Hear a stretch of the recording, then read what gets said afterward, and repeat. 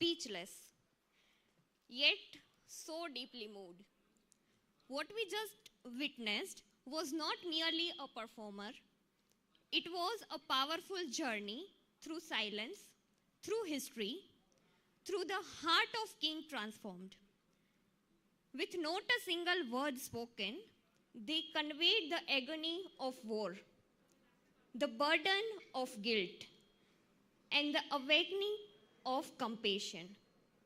Ladies and gentlemen, get ready to tap your feet and sway to the rhythm of the tradition, because what's coming next is the celebration of color, culture, and Gujarati grace, presenting Mishraas, a vibrant folk dance from the heartland of Gujarat. These unique dance forms beautifully blend the soulful Garba and playful Ras, inspired by the timeless legend of Lord Krishna and his divine Leelas. Originating from spirited land of Saurashtra, these performance brings alive the story of love, devotion, and celebration, all through the rhythm, color, and movement. And guess what? These incredible performances made its mark at the 38th AIU West Zone Youth Fest 2025, securing 5th rank among 39 universities, A huge round of applause for the amazing performance. Today, the energy of Gujarat comes alive on the stage through the dazzling steps, clashing dandiyas, and swirl of traditional attire and the heartbeat of folk music. So now, please welcome our wonderful performers who are ready to light up the stage, Raval Yash, Parmar Darsil, Doshi Jeet, Mali Rutvik, Patel Bhavya, Bhumi Kumari, Halpati Hetvi, Nandini Verma, Prajapati Disha, and Khushi Thakur. Let's dive into the dance of devotion and delight. Mishraas begins now.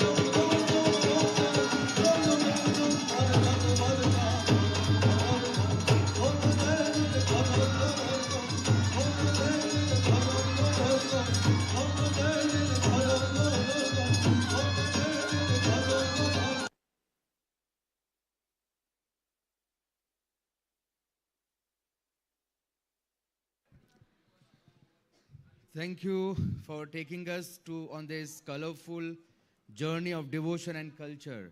And once again, congratulations on making it to the top 5 at the AIU West Zone Youth Festival. And please, once again, please make a huge round of applause for all the performances.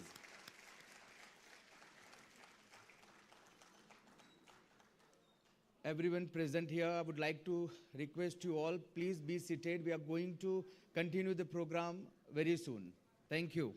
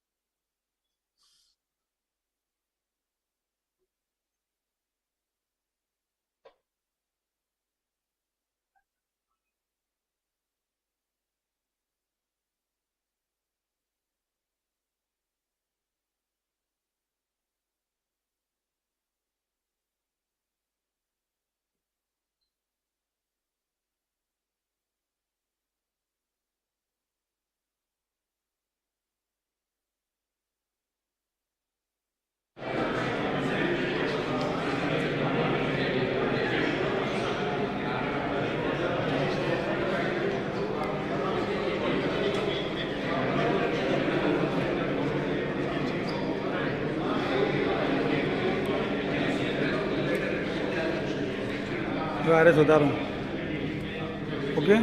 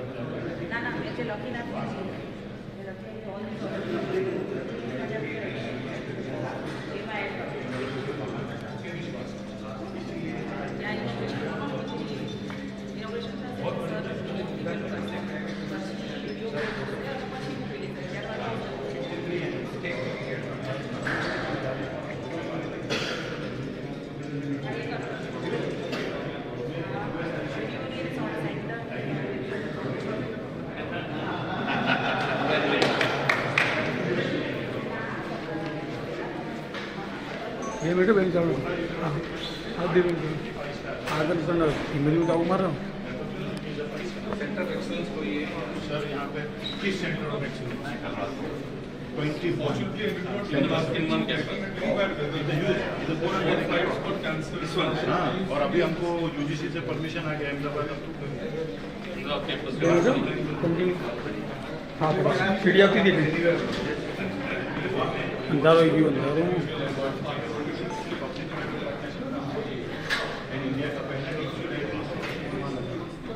सीढ़ी आओ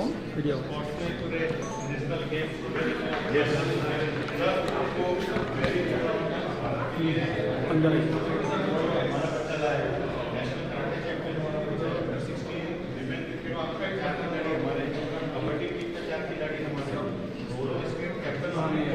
उनको करे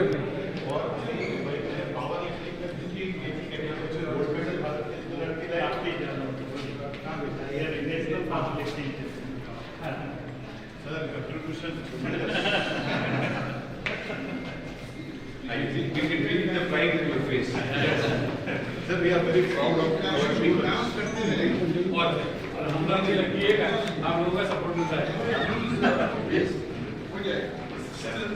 Please.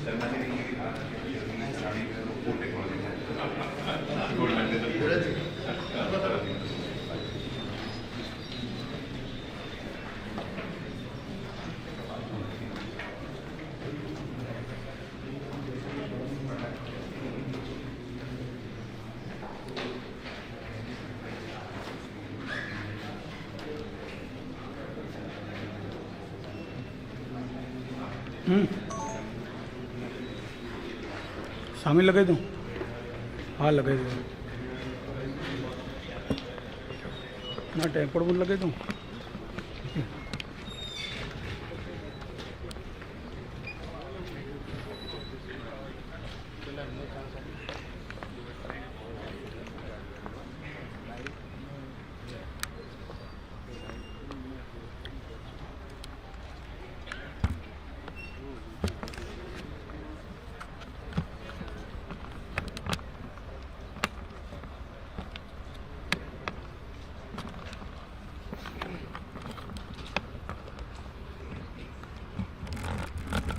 भाई ના ખુલતું નહીં આવી મારું તો મચવું વરી type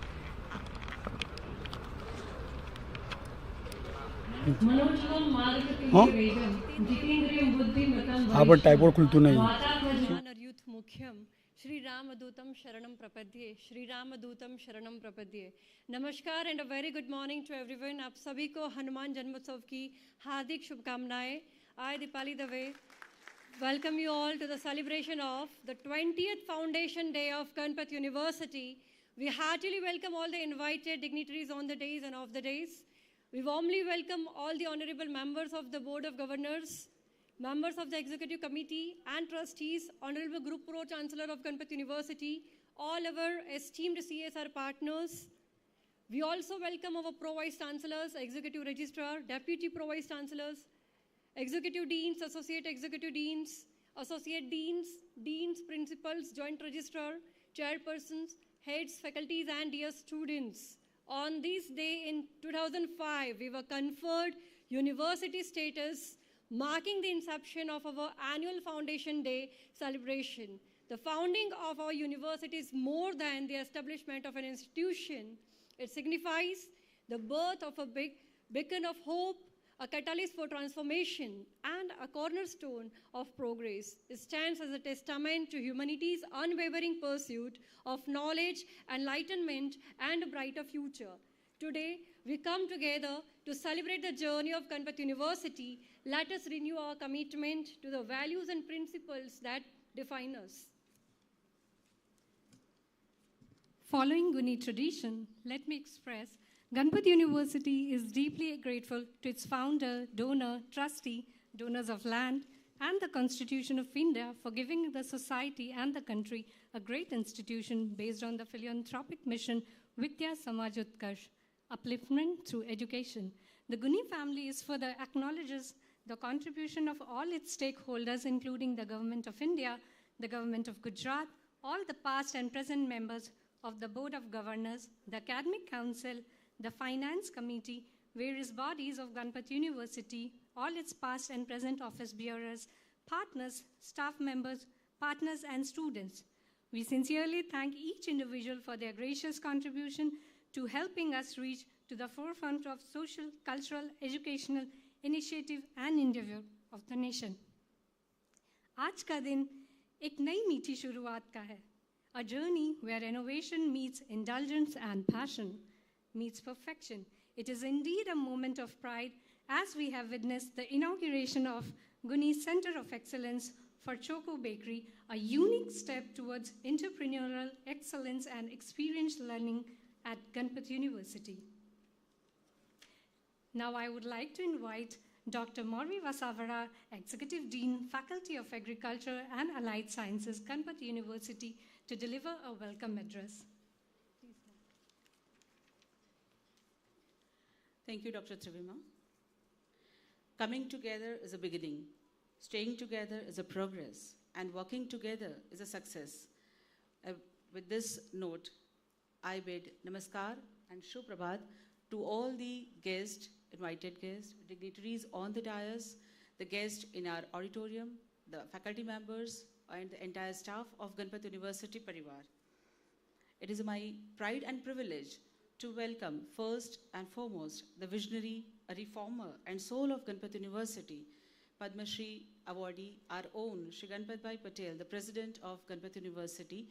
Dada has connected online all the way from USA to bless and the witness and to grace the event today. Welcome Dada officially on this platform. On the dais, we have illuminating guests with us. We have the stalwarts from each and every segment of industry, education, policy, governance, and all the whatnot the field. I'm delighted to welcome Dr. R. Balasubramaniam, sir, whose life is an embodiment of service and leadership. Sir is development expert and author of Power Within. Thank you so much, sir, for sparing the time, and I welcome you on today's event, sir. I'm also feeling graced to welcome Dr. Vijay Chauthaiwale, sir, a remarkable voice in policy and diplomacy. Sir is in charge of Foreign Affairs, BJP, and editor of the book, Modi Doctrine. We are so much grateful to have you on this occasion, sir. Welcome, sir. we have Mr. Sunil Marwa, sir. Sir is a CEO of FIXI, Food Industry Capacity and Skill Initiative, and Mr. Dheeraj Talreja, President of India, South Asia, and Sub-Saharan Africa at AAK Private Limited. These are the two dignitaries who have taken a step forward to have the national level Center of Excellence for Choco Bakery, and it is the first in the nation of its kind, state-of-the-art unit. So, sir is going to launch officially, so I'll not disclose much about that. But welcome, sir, on this occasion to grace and to inaugurate our unit, sir. We are blessed to have Mr. Mangoirish Pail Riker. Sir is a chairman, SOCHM Goa Council. Sir has traveled all the way from Goa to grace today's event. And already, sir has committed that he took very good interest to train and skill up our students as well as faculties with that. Thank you, sir. Welcome, sir. I'm honored to welcome Sri Jwalant Batavia, sir, founder and CEO, Delta Healthcare. We are pleased, welcome, sir. We are pleased to have Mr. Syed Ahmed, sir, Director and CEO, Tech Invention Lifecare Private Limited. Thank you, sir. Thank you for gracing the event. We have Ms. Srimati Sheetal Soni, Country Channel Manager from IBM Career Education. Welcome, ma'am. We have Sri Dada Sargar. He's a manager, CSR, Esther DM Healthcare. They have a very good, sir is maybe on the way, so he'll be reaching soon. Yeah, we have Sri Vinod Chaudhary, Senior Director of Engineering, Product Engineering Services, Infochips. And we have Mr. M. Vinod Kumar, GGM HDS at ONGC Mehsana. Thank you, sir. Welcome, sir. How can we forget our own people, though they are with their vision and mission, we could reach to that. We have completed 2 successful decades of Ganpat University. We have our own Jayantibhai Patel, sir. Sir is a BOG member and trustee member. Welcome, sir. The man of the mission and the person who leads from the front and drives from at the global front. Our own group pro-chancellor, sir, Dr. Mahendra Sharma, sir. Welcome, sir, and welcome for this milestone event with us, sir. We have Sri Praveen Bhai Patel, sir. Sir is member of Trust Mandal and a continuous advisor for growth of the university. I take the privilege to welcome Dr. Rakesh Patel, sir, Pro Vice Chancellor, Ganpat University, Dr. Satyen Parikh, sir, Pro Vice Chancellor, Ganpat University, Dr. Saurabh Dave, sir, Pro Vice Chancellor, Ganpat University, Dr. Ujjal Mehta, CFO, Chief Financial Officer, Ganpat University, Dr. Subrat Sahu, sir. Yeah, I can see that online we have Prakash Jani, sir. Sir is Senior Advocate General, and sir is a member of Board of Governance. Welcome, sir. Sir is present online, so I take a privilege to welcome you, sir, on online mode, sir. Thank you for joining, sir. Yeah, continue. We have Subrat Sahu, sir, Senior Director, Accreditation, Assessment and Ranking at Ganpat University. I take privilege to welcome Dr. Kiran Amin, Deputy Pro Vice Chancellor at Ganpat University. Dr. Girish Patel, sir, Executive Registrar, Ganpat University. Pawan Bakeri, sir, is also there. Yeah, more member of Board of Governance. Welcome, sir. Yeah, Mr. Shubham Chatterjee is also there from SAS India, the Vice President India level. Jalil sir is also there. Sir is also one of the good advisor at Ganpat University and continuous supporter, sir. Welcome, sir. Welcome, sir, on the event. Even in the audience also, I can see many of our CSR partners are there. Our industry collaborators are there who have extended all the supports and guidance for not only to the training and placement of the students as well as collaborating at several platforms of the Ganpat University. So I also extend my warm welcome to all the executive deans, associate executive deans, deans, principals, head of the units, directors, chairperson, faculties, and dear students on today's occasion. I welcome you on the 20th Foundation Day of Ganpat University. 2 decades, 20 magnificent years of excellence, innovation, and an unwavering commitment to education, community, and progress. It's a milestone that reflects the collective vision and dedication of everyone associated with our esteemed university. Without taking much of the time, I finally want to say that it is always a say that when a shared purpose rises from the pure intent, the cosmos, the universe, aligns to honor the goodwill it carries. In the august presence of all this dignitary, let us together make this a pious wish.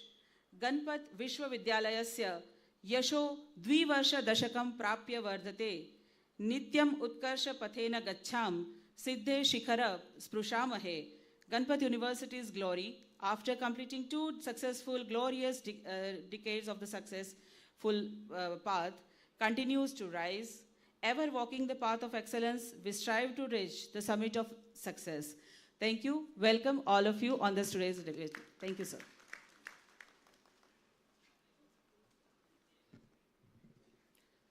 Thank you, madam. Moving further, in Indian culture, the guest is not just a visitor. They are referred as a reflection of the divine. We are blessed to have the blessings of Dr. Ganpat Bhai Patel, Patron Chief and President of Ganpat University, our beloved Dada, who has joined us all the way from the USA. We all welcome you, Dada. I would like to invite Dr. Mahendra Sharma, sir, Honorable Group Pro Chancellor, Ganpat University, and our esteemed BOG member, Ganpat University, Shri Jayanti Bhai Patel, to welcome Dr. R. Balasubramaniam, sir, development expert, public policy analyst, leadership trainer, and author of the book, Power Within, the Leadership Legacy of Narendra Modi, with a GUNI stole, memento, and a handshake kit. As a symbol of meaningful collaboration and shared vision, Ganpat University proudly presents the handshake GUNI kit, the esteemed industry leaders joining us on our foundation day. This thoughtfully curated idea of our Honorable Group Pro Chancellor, Dr. Mahendra Sharma, in the form of a kit goes beyond a gesture of goodwill. It encapsulates the university's commitment to forging strategic partnerships with industry, along with select mementos designed with GUNI mascot, the elephant, and logo. The kit includes an expression of interest for collaboration.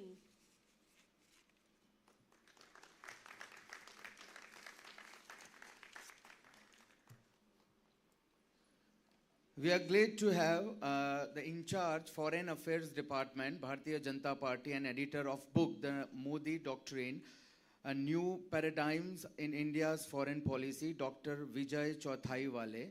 We request Dr. Mahendra Sharma, Honorable Group Pro Chancellor, Ganpat University, and member of Trust Mandal, Sri Praveen Bhai Patel, to welcome Dr. Vijay Chauthaiwale, sir.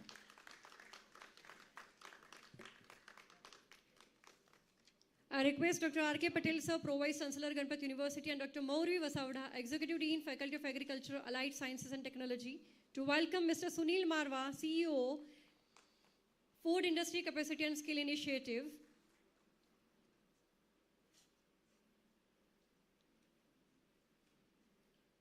Thank you, sir, for being present here today.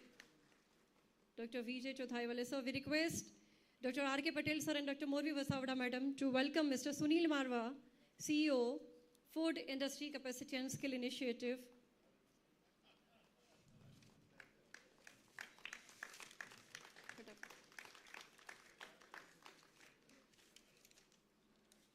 We are delighted to have Mr. Manguiris Pai Riker, Chairman, Assocham Goa Council. We request Dr. Saurabh Dave, sir, Pro Vice Chancellor, GUNI, and Executive Dean, FCA, and Mr. Mukesh Deore, Joint Registrar, to welcome sir with GUNI stole, a memento, and handshake kit. Please, sir.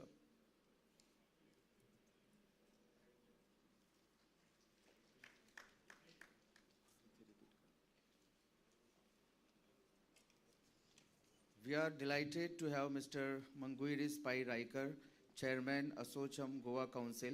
We request Dr. Saurabh Dave, Pro Vice Chancellor. Mr. Manguiris Pai Riker is a first-generation entrepreneur, academician, and social worker.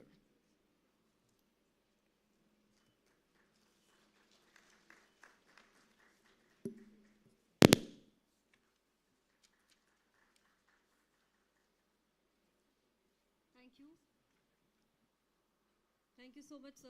Thank you very much.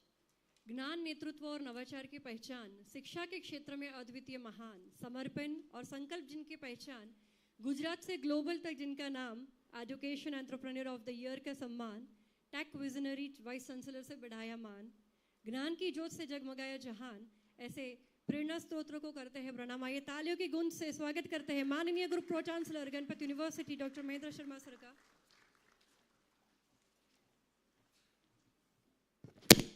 Good morning, everyone. It's a very important day for Ganpat University. As we entered our 28th Foundation Day, 20वां स्थापना दिवस, जब बच्चा पैदा होता है 2005 अप्रैल 12, मैं continuously screen पे दादा को देख रहा था। 2 बार उन्होंने अपनी आँखें साफ करी। आपको पता नहीं चलेगा, मैं तो कितने ही सालों से उनके साथ काम कर रहा हूँ।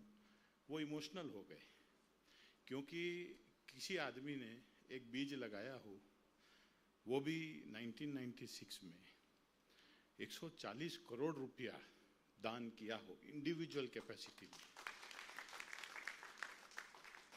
ये भारत में बहुत बड़ी बात है कि कोई इंडिविजुअल कैपेसिटी में, कोई कंपनी का पैसा नहीं है इसमें, खुद का कमाया, खुद का बचाया, 140 करोड़ दिया, 500 करोड़ की प्रॉमिस करी और तीनों लड़कियों ने प्रधानमंत्री को लिख के दिया कि अगर हमारे माँ बाप को कुछ हो जाएगा तो उनका कमिटमेंट भारत के लिए हम पूरा करेंगे।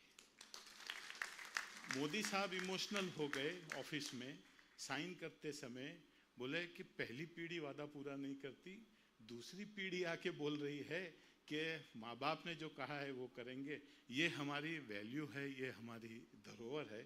सो वो सिर्फ नाम नहीं है, गणपत नाम नहीं है, वो एक भारत के लिए आशा है। सो ऐसे व्यक्ति जो टेक्नोलॉजी में दुनिया को पावर सप्लाई देते हैं, जिसको अमेरिकन यूनिवर्सिटी सेलिब्रेट करती है कि सेंटर फॉर इंजीनियरिंग इनोवेशन उसके नाम पे हो, वो व्यक्ति जो समाज को, जो देश को, जो जोड़ते हुए आगे लाता है, वो ऐसा व्यक्ति है। वहाँ बैठे हैं, आंखों में नमी है, पर विश्वास है कि मैं इस भारतवर्ष को, इस पीढ़ी को ऐसा दे के जाऊँ कि रहती दुनिया तक। वो हमेशा एक ही चीज़ कहते हैं, हम जब पूछते हैं उनको, दादा आपके बाद कैसे होगा, कैसे चलेगा, तो बोले एल्यूमनाई चलाएंगे ना, जिनको पढ़ाया है वो चलाएंगे। जो 100 वर्ष 200 वर्ष यूनिवर्सिटी चल रही, कौन चला रहे? एल्यूमनाई चला रहे हैं, एल्यूमनाई चलाएंगे।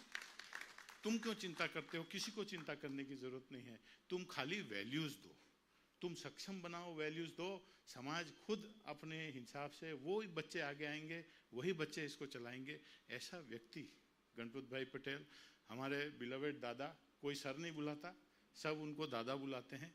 अभी हम गवर्नमेंट में भी जाते हैं तो लोग बोलते हैं दादा नहीं आए, प्रधानमंत्री भी उनको दादा बुलाते हैं, मुख्यमंत्री भी दादा बुलाते हैं, सब उनको दादा बुलाते हैं। सो उनकी पहचान एज अ ग्रैंड फादर और इतना वैल्यू बेस्ड परिवार। आज when we are celebrating 28th Foundation Day of Ganpat University, I can relate to his emotion because I have been with him for last 26 years now, and I have seen his struggles, the way he has come all the way, and I am really thankful to all the members of Board of Governors. जानी साहब बैठे हैं, जयंती भाई हैं, प्रवीण भाई हैं, बहुत सारे पवन बकेरी साहब हैं, बहुत सारे बोर्ड के ऐसे मेंबर जिन्होंने दादा के साथ हर हमेशा खड़े होके इस मिशन को, हम कह देते हैं कि विद्याए समाजोत्कर्ष, सोशल अपलिफ्टमेंट थ्रू एजुकेशन, पर उसको एनलिवन करना बहुत डिफ़िकल्ट है, उसको ग्रास रूट लेवल पे ट्रांसलेट करना बहुत डिफ़िकल्ट है। हमारा विजन मिशन स्टेटमेंट जो है वो बड़ा लिखा हुआ है, पर उसको हम क्रिस्टलाइज कर देते हैं। हमने कहा हमारा विजन बहुत सिंपल है, स्टूडेंट फर्स्ट, कैरेक्टर मस्ट। इससे ज़्यादा हमको कुछ नहीं बोलना है। हम जो करेंगे विद्यार्थी ही फर्स्ट होगा, वही सब कुछ होगा, उसी का सक्सेस हमारा सक्सेस है, और वो चरित्रवान होगा, वही हमारा मिशन भी है। और उसके बाद हमने जब मिशन की बात करी तब दादा ने कह दिया कि हमको इंडस्ट्री और विश्वविद्यालय में गैप नहीं होना चाहिए। Industry inside university, university inside industry, you become participant. This is our vision, this is our mission, and this is what is Ganpat University all about. We are very fortunate that we are in a very presence of elite dignitaries today. Today we have invited all our CSR partners also, because we know that this university is a pure 100% philanthropic mission, and it has stakeholders wide and diverse. And today industry is a very strong partner of Ganpat University. We have with us Dr. Vijay Chauthaiwale साहब. Sir, मैं तो उनको मिला था Oman में और Indian ocean conference में 2 घड़ी उनसे बात करी. उन्होंने कहा मैं गणपत यूनिवर्सिटी के बारे में जानता हूँ, गणपत भाई को जानता हूँ, मुझे आना है. तो मैंने कहा सर, मैंने उनको 2 महीने पहले, 2.5 महीने पहले कहा सर फाउंडेशन डे 12 अप्रैल को है, आपको समय मिलेगा क्या? तो बोले मैं प्रयत्न करूँगा. फिर मोबाइल में कुछ देखा, कैलेंडर देखा और कहा अभी तो कुछ दिख नहीं रहा है, पर दिल्ली में हूँ, पर मैं आऊँगा. थैंक यू चौथाईवाला साहब. आपको देखते हैं तो विश्वास रहता है कि देश सुरक्षित हाथों में है, कि आप जिस विंग में हैं, आप जिनके साथ हैं, वो देश के लिए कमिटेड हैं. Thank you sir. सर की किताब है मोदी डॉक्ट्रिन, पढ़ना चाहिए, जानना चाहिए कि जिस व्यक्ति जो आज पूरी दुनिया में भारत को खड़ा कर रहा है, उस व्यक्ति के बारे में आपको जानना है. Second, we are fortunate that Dr. R. Balasubramaniam sir has agreed to come. वो अभी गाड़ी में साथ में थे, तो बात करते करते पता चला कि उन्होंने कहा कि मेरा तो डिफ़िकल्ट हो रहा था, पर कमिटमेंट था तो मुझे आना था. और हम सोच रहे थे कि ऐसा व्यक्ति ज़रूर आना चाहिए जो भारत की कैपेसिटी बिल्डिंग का काम कर रहा हो, तो वो आके शिक्षण की कैपेसिटी को भी देखे और उसको कैसे और आगे ले जाया जा सके, वो मार्गदर्शन हमको मिले. सो बालाकृष्णन साहब, सुब्रमण्यम साहब आए, बहुत बड़ी बात है. उनकी किताब है पावर विद इन, जो नरेंद्र भाई पे लिखी हुई है. और आज yes, the power within, this book. So we are really fortunate that we are in the august company. Parrikar साहब बैठे हैं, पनिकर साहब बैठे हैं, एसोचैम गोवा के चेयरमैन हैं, बट अपने बारे में बताते नहीं हैं. मनोहर पर्रिकर साहब के राइट हैंड मैन. गोवा में आज इंडस्ट्री के बारे में कोई चर्चा करनी हो, मुख्यमंत्री को कुछ जानना हो, ये एडवाइस करते हैं. ये एमएसएमई को हेड कर चुके हैं भारत के. ये आरबीआई के आज भी बोर्ड में हैं. सर, हम आपसे बहुत प्रेरणा लेते हैं. थैंक यू, आप आए और आपकी हाजिरी से हमको बहुत मोटिवेशन मिल रहा है. आज हमने centre for choco bakery, Bharat का पहला national centre for choco bakery under food sector skill council inaugurate किया. मैं मारवा साहब जो सीईओ हैं, बहुत सिंपल आदमी हैं बट बहुत विजनरी आदमी हैं. मैंने उनको बाहर कहा कि सर ये आयरन मैन है, तो उन्होंने कहा मेरे को ऐसी तुलना मत करो, पर मुझे करना पड़ती है सर, क्योंकि मुझे मालूम है दिल्ली में बैठ के यह निर्णय लेना कि भारत का पहला सेंटर जो है वो गुजरात में, रूरल एरिया में, महसाणा में, गणपत यूनिवर्सिटी में लगेगा, वो डिसीजन लेना वो सामान्य बात नहीं, बहुत डिफ़िकल्ट है. आपने वो निर्णय किया है सर, और मैं आपको ये आश्वासन देता हूँ कि ये जो ज्योत आपने यहाँ जलाई है, ये बहुत जल्दी पूरे देश में फैल जाएगी और आपके सेंटर्स हर एक प्रदेश में होंगे, और शायद 3-4 में तो हम ही लगा देंगे. Yes sir. सो मारवा साहब, quick decision maker, a very strong visionary. He understands what needs to be done. And then he brought a very strong group. एक ग्रुप को लेके आए, साहब बैठे हुए हैं, और उन्होंने तुरंत एग्री किया कि under CSR we will support with the latest and greatest equipments and we will guide you, handhold you in skilling. This center is boon to women. This is center which is boon to girls, because it opens up entrepreneurship doors. It opens up doors for students from various walks of life to pursue an organized career in food sector, which was very difficult. It's a highly unorganized sector. लोग certified नहीं हैं. इतना बड़ा initiative, ये इतना काम का initiative है कि ये transform कर देगा कि food sector जो है वो organized होने की तरफ आगे बढ़े. ये AK के बिना नहीं होता, ये मारवा साहब के बिना नहीं होता, ये फूड सेक्टर स्किल काउंसिल के सिवा नहीं होता. इन दोनों की जो एनर्जी है और जो विश्वास गणपत यूनिवर्सिटी पे रखा, आज हम वो सेंटर इनॉग्रेट कर पाए. थैंक यू धवल भाई, thank you Marwah sir. We owe you too much. And अब हमारा काम चालू होता है कि हमको आपकी एस्पिरेशंस पे डिलीवर करना है. So we are really fortunate. We are in the august company of our members of Board of Governors. मैं ऑनरेबल एडवोकेट प्रकाश जानी साहब को स्क्रीन पे देख सकता हूँ. He is farmer additional advocate general of Gujarat high court. Sir जो हैं गणपत भाई के राइट हैंड मैन कह लीजिए, बहुत अच्छे मित्र कह लीजिए, बोर्ड में हैं, लॉन्गेस्ट सर्विंग मेंबर हैं, और हमेशा हमें इथिकल कैसे रहना है, ट्रांसपेरेंट कैसे रहना है, जो दादा का मिशन है उसमें हमेशा हमको लाइन पे चलाते हैं, इधर उधर होने नहीं देते. कुछ भी होता है तो पहले ही फ्लैग लगा देते हैं, ये नहीं होगा, ये नहीं हो सकता है, हम ऐसा नहीं करेंगे. पर इसको करना है तो सही तरीके से करिए, न्याय के हिसाब से करिए, लॉ के हिसाब से करिए. वो जानी साहब हैं, थोड़ी देर में आपसे संबोधन होगा. But Jani sir, we are really thankful sir, you could find time and you are here today. Jayanti भाई साहब हैं, यहाँ बैठे हुए हैं, महसाणा के पुराने इंडस्ट्रियलिस्ट हैं, बैंक के चेयरमैन रहे और दादा के बहुत ही अच्छे करीबी हैं और हमेशा उनके साथ खड़े रहते हैं. हमारे जितने भी बोर्ड के मेंबर्स हैं, ट्रस्ट मंडल के मेंबर्स हैं, वो दादा के आँख हैं, कान हैं, हाथ हैं, आप जो बोलना चाहें. गणपत यूनिवर्सिटी जो है उसमें पूरा पावर का काम करते हैं, दादा के साथ एकदम तटस्थ होकर खड़े रहते हैं. तो वी आर वेरी फॉर्चुनेट. बहुत पॉजिटिव लोग जो समाज के लिए कुछ करना चाहते हैं, देश के लिए कुछ करना चाहते हैं और हमेशा उसके लिए कटिबद्ध हैं. थैंक यू जयंती भाई साहब, प्रवीण भाई साहब and all the members of board of governors and others. While we are celebrating, madam said आज हनुमान जयंती है, तो मैंने एक हनुमान चालीसा में से दुआ निकाल लिया. मैंने कहा इससे बात शायद बन जाए. बल बुद्धि विद्या देह मोहि हरहु कलेश विकार. So grant us strength, wisdom and knowledge and remove all obstacles. This prayer aligns with our mission to empower through education, making it a powerful call for this occasion.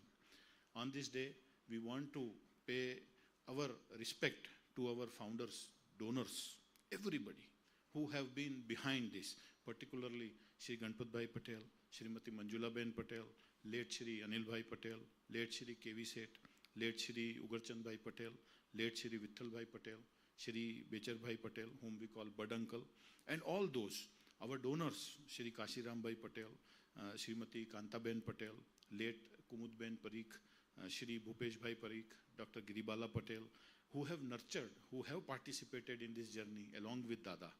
We are thankful to the government, to the students who have trusted us, our alumni. We have 86,000 alumni spread over 30 countries. We have chapters as far as Toronto, to Sydney, to London, to various parts of the country. So we have a huge alumni base and they are amongst who's and who. मैं परसों बैठा था Gujarat maritime board के chairman के साथ, तो Gandhinagar additional collector आई, वो आके बैठी, बोले सॉरी मैं लेट हो गई, और जैसे ही बोले अरे शर्मा सर आए तो उठ के मेरे पाँव छुए. तो मैंने आप मेरे पाँव क्यों छू रही हैं? तो बोले sir Ganpat university mechatronics batch 2006 collector हैं तो क्या हुआ. सो ऐसा होता रहता है हमारे साथ. So this is something which is very important for us, and I want to dedicate to our founders and donors a small song clipping expressing their emotions and feelings. Abbas, can you play this? नेकी व्यर्थ नहीं जाती, हरि लेखा जोखा रखते हैं, औरों को फूल दिए जिसने उसके भी हाथ महकते हैं. कोई दीप मिले तो बाती बन, तू भी तो किसी का साथी बन. मन को मान सरोवर कर ले तो ही मोती पाएगा, पता नहीं किस रूप में आकर नारायण मिल जाए. हमें हमारा नारायण मिल चुका है. दादा बैठे हैं. हमें बहुत ब्लेसिंग है उनकी. थैंक यू दादा, thank you all donors. while we are reflecting on our journey, a university which started with around 600 students in April 12, 2005, today we have 16,746 students. We offer 125 programs. We are NEC A grade. We are QS iGauge Diamond rated. IIC, which is Institutional Innovation Council 4.0. When I am talking about QS iGauge and IIC, there are 2 universities in the state of Gujarat out of 136 who have this status. And we have been given centers of excellences by ministries in central government, whether it is additive manufacturing, 65 crore rupees grant, whether it is government of Goa, which has given under public-private partnership Goa Institute of Maritime Excellence. We are putting India's first deep-sea diving institution there. We have created something for the country, and we are in continuously moving. And today's National Center for Choco Bakery is another contribution of this great university towards the development, empowerment of students and the educational landscape. January 2025, we decided to introduce a skill program in every semester of the university, wiping out the definition called dropout. Wiping out the definition where a student would write, I am a first year pass out. He would write, I am empowered to do this job role, I am certified to do this job role. Ganpat University is the first university in the country which implemented a skills program in every semester, 16,700 students without fail, successfully. This is something which we want to inform the Honorable Prime Minister also. We are standing with his mission. We have implemented national education policy in letter and spirit, and see the outcome. 5 days before, Honorable Prime Minister talking to the student of Ganpat University, final year student of mechatronics, who created his own startup. Abbas, can you play the video?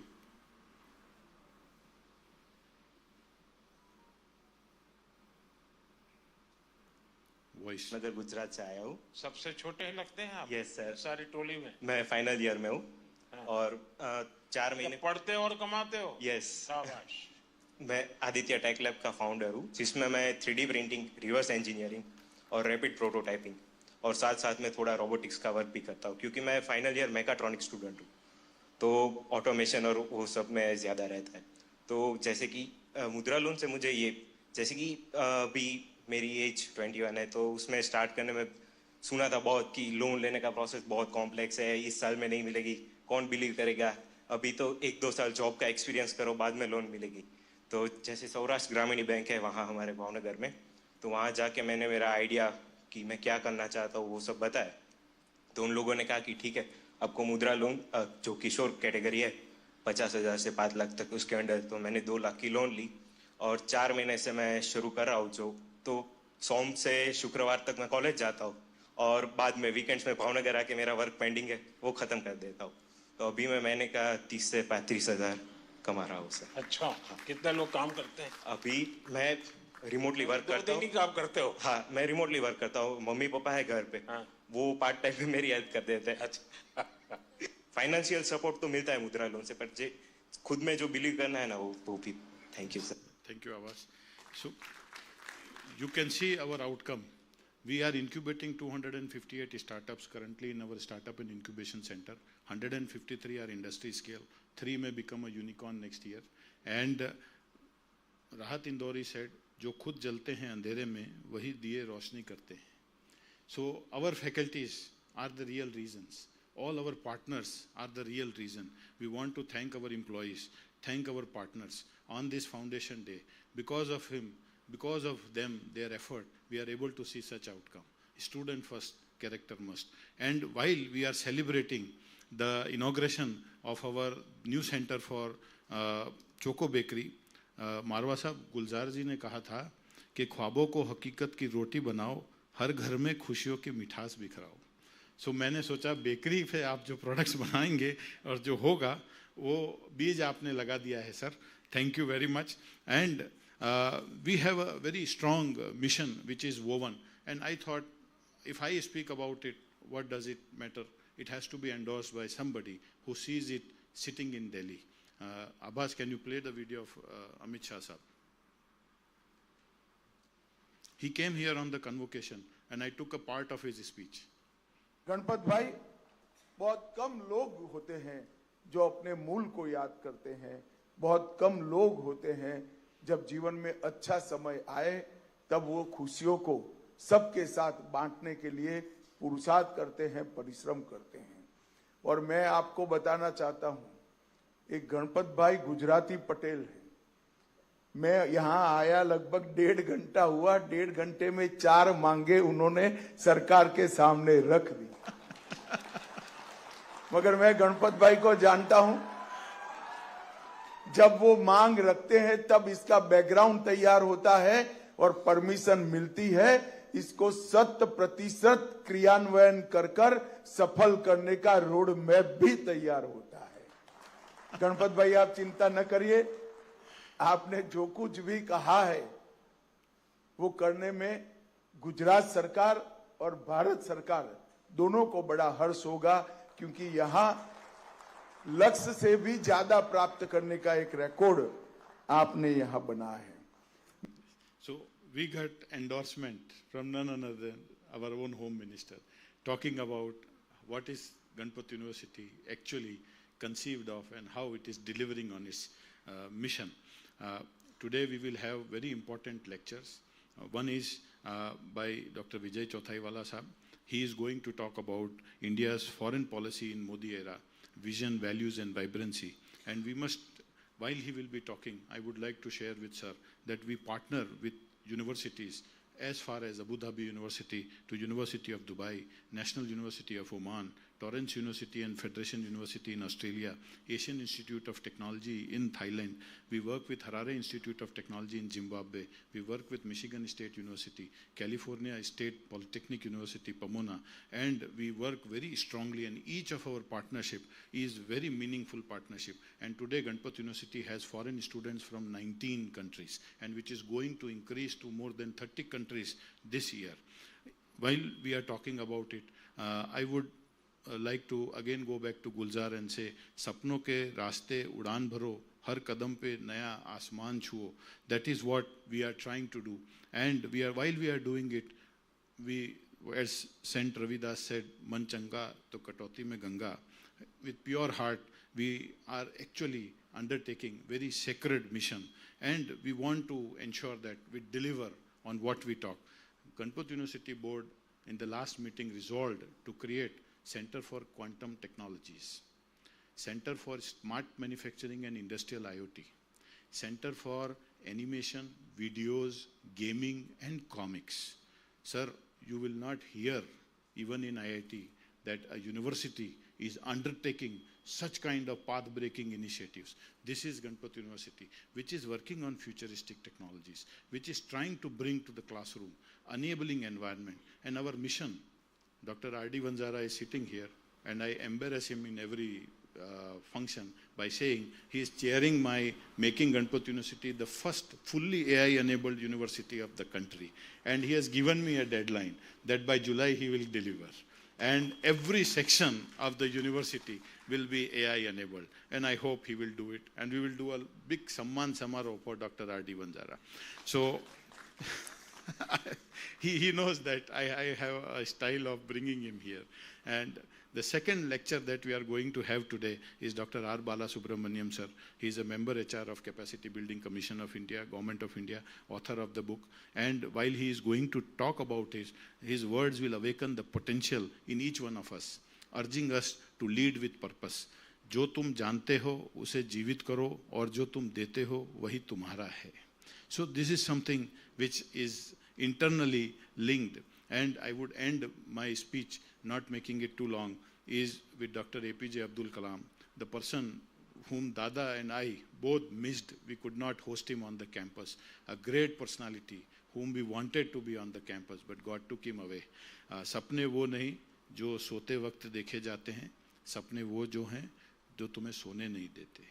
और हम चाहते हैं कि हमारे हर एक student में यही भाव हो, हमारे हर एक फैकल्टी में यही भाव हो, हमारे सभी पार्टनर्स में यही भाव हो और हमारे मैनेजमेंट में भी यही भाव हो. इसी बात को रखते हुए आप सबका इस फंक्शन में बहुत बहुत स्वागत है. Thank you.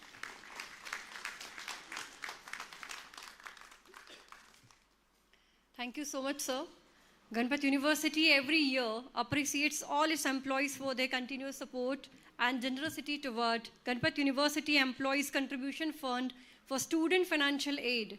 Every year, the employees of the university donate 1 day's salary on University's Foundation Day to the fund. Such collective efforts for the notable noble cause of educating needy students is a rare phenomenon exhibited by such a large group of teaching and non-teaching fraternity.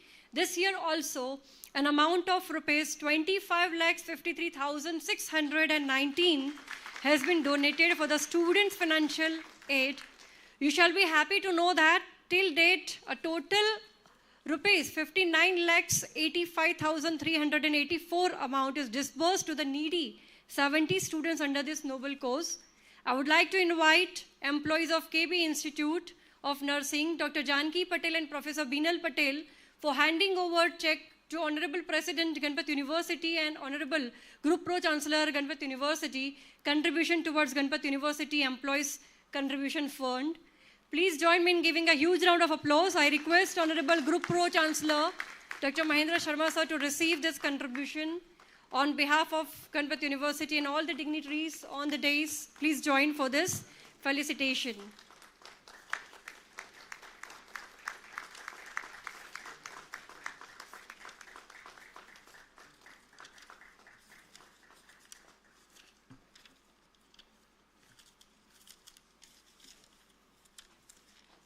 Thank you so much, everyone.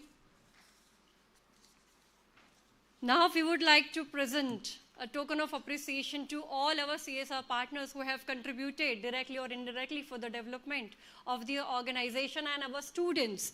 So I would like to request Dr. Satyen Parikh, Pro Vice Chancellor, Ganpat University, and Dr. Girish Patel, Executive Registrar, Ganpat University, to welcome Mr. Dheeraj Talreja, President, India, South Asia and Sub-Saharan Africa, AAK, Private Limited. So has extended an invaluable contribution of 24 lakhs towards bakery equipment for setting up the Center of Excellence. Madam ने कहा directly indirectly सब directly है, ये सिर्फ धन नहीं है, ये तन मन धन से इन्होंने सपोर्ट किया है गणपत यूनिवर्सिटी को. Thank you Dheeraj sir. और इसमें इनडायरेक्ट कुछ नहीं है, हमारे जितने CSR पार्टनर्स हैं सब डायरेक्टली ही कंट्रीब्यूट कर रहे हैं और वो जुड़े हैं मिशन से. Thank you everyone. Yes, sir. इसमें एक ये नहीं, जो हमको मशीनों के लिए अनुदान दिया वो तो एक तरफ है, उन्होंने ये भी कमिट किया है कि जो भी रॉ मटेरियल्स वो बनाते हैं वो रॉ मटेरियल्स कॉस्ट प्राइस पे इस सेंटर ऑफ एक्सीलेंस को दिए जाएंगे. तो ये इनडायरेक्ट वे हो गया जो बात की गई थी. Thank you, sir. Now I request Dr. Ujjwal Mehta, Chief Finance Officer, Ganpat University, and Dr. Kishore Barat, Director Placement and Executive Education, Ganpat University, to welcome and felicitate Shri Jubalan Batavia, founder of and CEO of Delta Healthcare Vadodara. To promote upskilling in the healthcare sector, he decided to set up the Advanced Skill Lab at GUNI. As part of our strategic partnership, he set up a high-end lab worth rupees 99 lakh.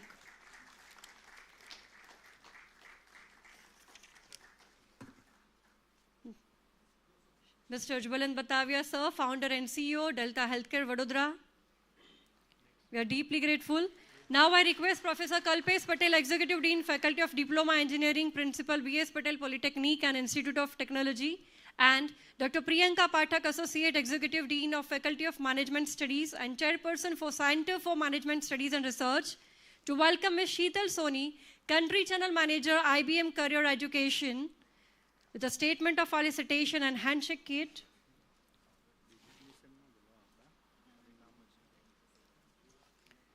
Representing IBM, Ms. Soni has been instrumental in facilitating a generous in-kind contribution of 30 lakhs towards free certification programs for the students of Ganpat University. Next, I would like to request Dr. Praful Baradia, sir, and Dr. Rakesh Vanjara, sir, to please come on the stage to welcome Mr.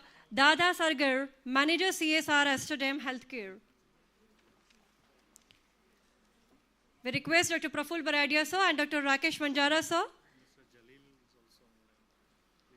We also welcome Mr. Jalil. Mr. Dada Sargar, Manager CSR Amsterdam Healthcare, Ganpat University, is also pleased to felicitate Mr. Dada Sargar from Amsterdam Healthcare. We also welcome Mr. Jalil ji, who is present online with us. Jalil sir, thank you very much. They have given us a hospital on wheel with the operating cost for 10 years. It's very rare that an Esther group based out of UAE and South India has donated a full hospital on wheel. पूरी बड़ी बस है, satisfied नहीं हुए, आज आ जाती तो उन्होंने कहा इसको अभी और अच्छे से बनाना है, तो 1 महीने बाद आएगी. Thank you, Jalil sir. Jalil sir, I'll take this on your behalf, and without you I can't be here. So thank you so much for the opportunity. Thank you, sir. I request Mr. Hemang Jani, Principal, and Architect Hemant Patel, sir, to come on the stage to welcome Ms. Ritu Gupta, Analytical Training Expert, SAS India. Mr. Shubham Chatterjee has also joined us online from SAS India. Thank you very much, sir, for joining here.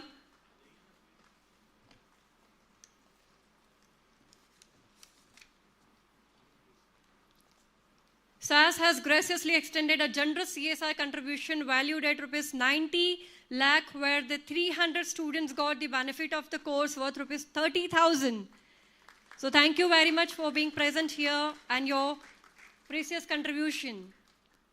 I request Dr. Subrat Sahu and Dr. Rohit B. Patel, sir, to please come on the stage. Dr. Subrat Sahu and Dr. Rohit B. Patel, sir, to please come on the stage. We are very delighted to have Mr. Syed Ahmed, sir, the founder and director of Tech Invention Life Care Private Limited, Mumbai. I request Dr. Subrat Sahu, sir, and Dr. Rohit Patel, sir, to welcome Mr. Syed Ahmed, sir. Sir has exemplified the spirit of corporate social responsibility through a generous contribution of rupees 30 lakh to One Health Research Project at GUNI MUIS. I request Dr. Kiran Amin, sir, and Dr. Karpa Gavli, madam, to please be on stage. We have with us Mr. Vinod Chaudhary, Senior Director of Engineering, Product Engineering Services. I request sir and madam to welcome Mr. Vinod Chaudhary, sir. We also have with us Mr. Nilesh Ranpura, sir, Senior Director of Engineering, ASIC Solutions. I request sir and madam to welcome Mr. Vinod Chaudhary and Mr. Nilesh Ranpura, sir. Today, on this auspicious occasion, we are going to sign an MOU with E-Infochip Company and Arrow Company. It's a very momentous day for us. I request Dr. P.R. Patel and architect Sandeep Singh Sisodia to please come on the stage to welcome Mr. Krupesh Shah, Administrator, GUNI Gym, Maruti Suzuki India Limited.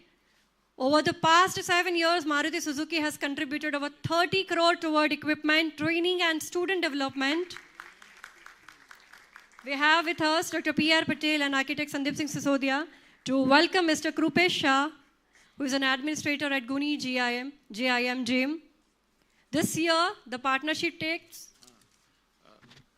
Shah साहब का सम्मान हम इसलिए कर रहे हैं, मारुति तो हमारा बहुत पुराना पार्टनर है, पर अभी 1 करोड़ रुपए के इलेक्ट्रिकल व्हीकल की वर्कशॉप का पूरा CSR में इक्विपमेंट भेज दिया है और बोला है कि कार भी अभी भेज देंगे. अब इलेक्ट्रिकल व्हीकल भी उनका जो लॉन्च हो गया है वो भी आ जाएगा for students practice and learning. So we are really thankful and Suzuki is a very comprehensive partner for us and we know that this is going to go very long mile. Thank you, Shah Sahab, and I remember Agarwal Sahab and everybody in Delhi. Please convey my regards. Thank you, sir. I request Dr. Hiren Patel and Dr. Vikram Patel, Associate Executive Dean, to come on the stage to welcome Mr. Kiran Vyas, CSR Executive, Cyber Software Private Limited, Pune. We request Mr. Kiran Vyas, CSR Executive, Cyber Software Private Limited, Pune. Ganpat University takes immense pride in felicitating Mr. Kiran Vyas, an alumnus of the Department of Social Work who has exemplified the spirit of giving back Private Limited. While serving in a professional capacity, Mr. Vyas has shown a personal and proactive commitment to STEM. Thank you very much. We are also grateful to Nitori International who have sent their congratulations message.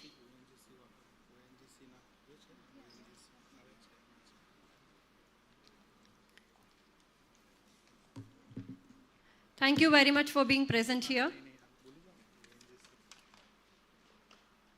We also have with us We also have with Sunil Kumar sir from ONGC Mehsana. Girish Bhai Patel, our Executive Registrar of Ganpat University, to welcome sir with a handshake kit and memento, statement of felicitation.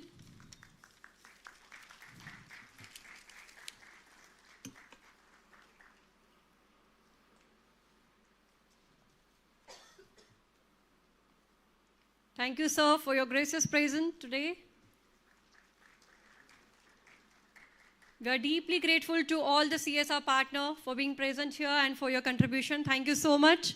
Now I would like to invite the esteemed BOG member, Ganpat University and Senior Advocate, Gujarat High Court and former Additional Advocate General Government of Gujarat, Shri Prakash Bhai Jani, to address the gathering. Please, sir.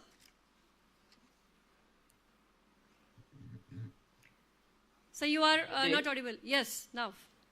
Distinguished guests on the days, invited guests, respected Dada, the guests who are participating online, and dear friends.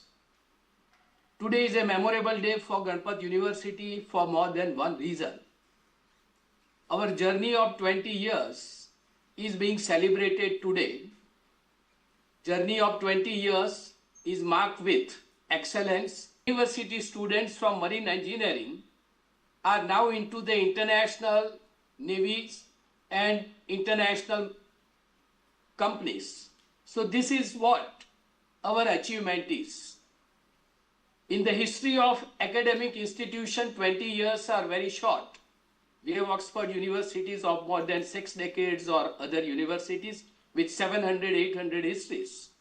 So 20 years shows that we are truly a child prodigy in the field of education.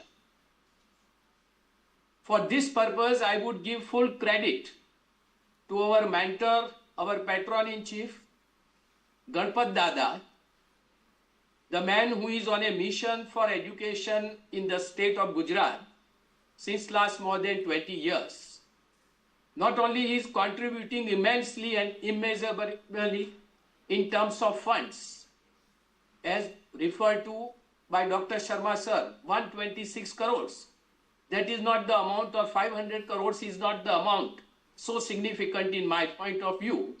But at the age of 80 years, he would spend more than 6 months or 8 months in state of Gujarat in Mehsana and looking after the smallest things of the university. That is his success, that is his dedication, that is his contributions. Dada, you are the inspiration not only to many of us, but to all non-resident Indians who would like to contribute for the good of their motherland.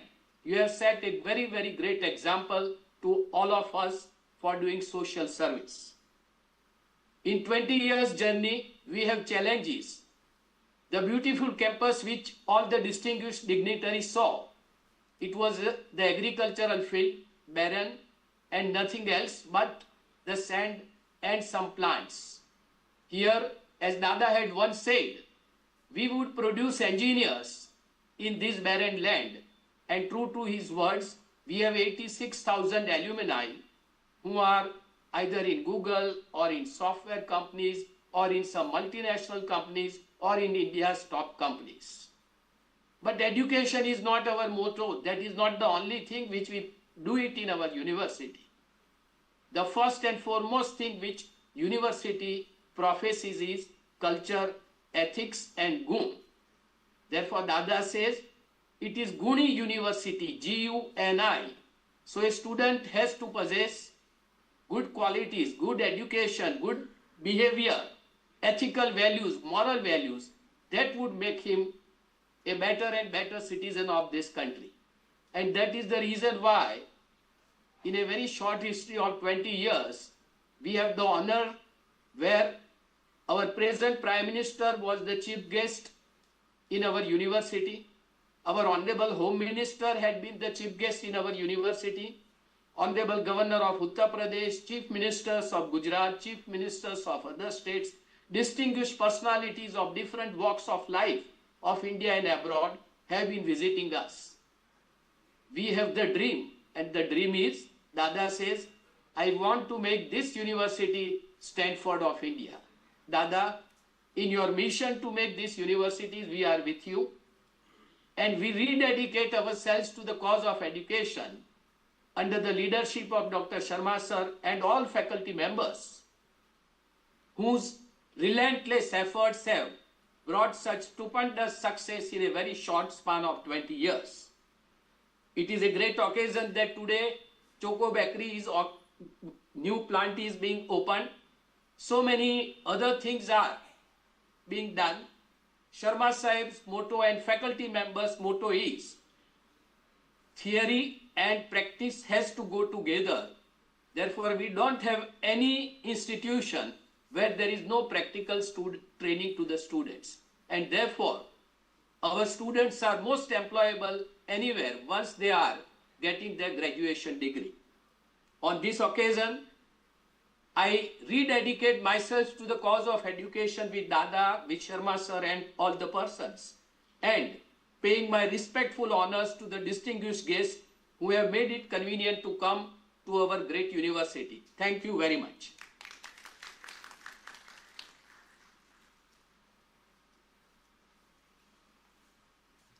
Thank you so much, sir.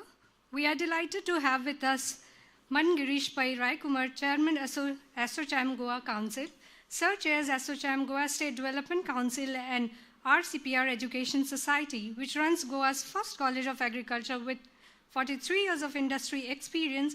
He has led organizations like Goa Chamber of Commerce and Industry and National MSME Council of ASSOCHAM.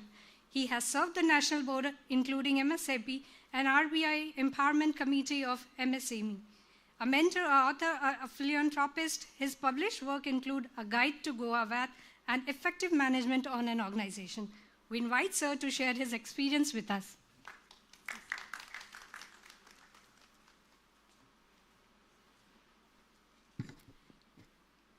A very good morning to one and all. Thank you.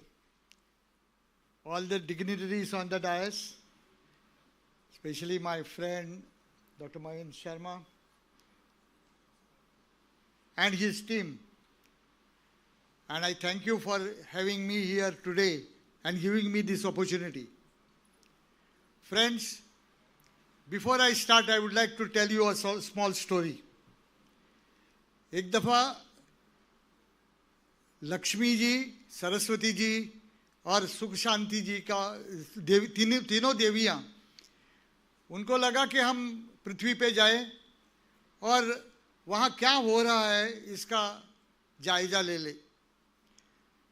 So they changed their attire as simple three ladies, come to the Punyavan Bhumi of Mehsana and knock on the door of one of the house.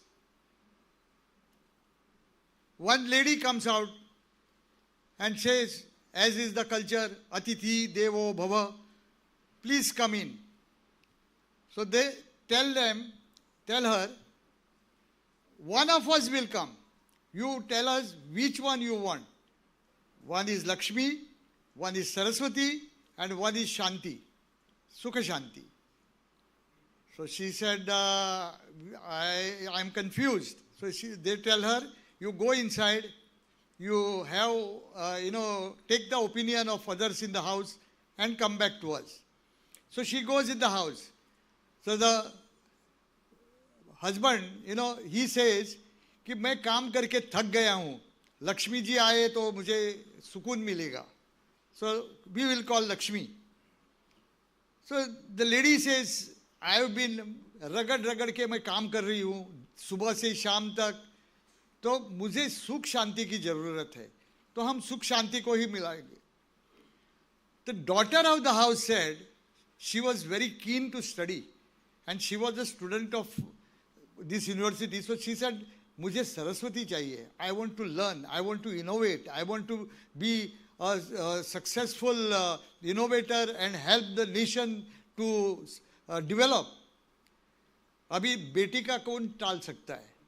So finally, after deliberation, they decide कि हाँ चलो सरस्वती को ही बुला लेते हैं. तो the lady of the house along with her husband and daughter comes out and says, Saraswati ji आप ही अंदर आइए. the moment Saraswati starts walking in, the other two ladies also start walking in. And the reason being, they asked him, what is this? You told us only one will come. She said, no. When Saraswati comes, we all come in. But if you ask Lakshmi, only Lakshmi will come.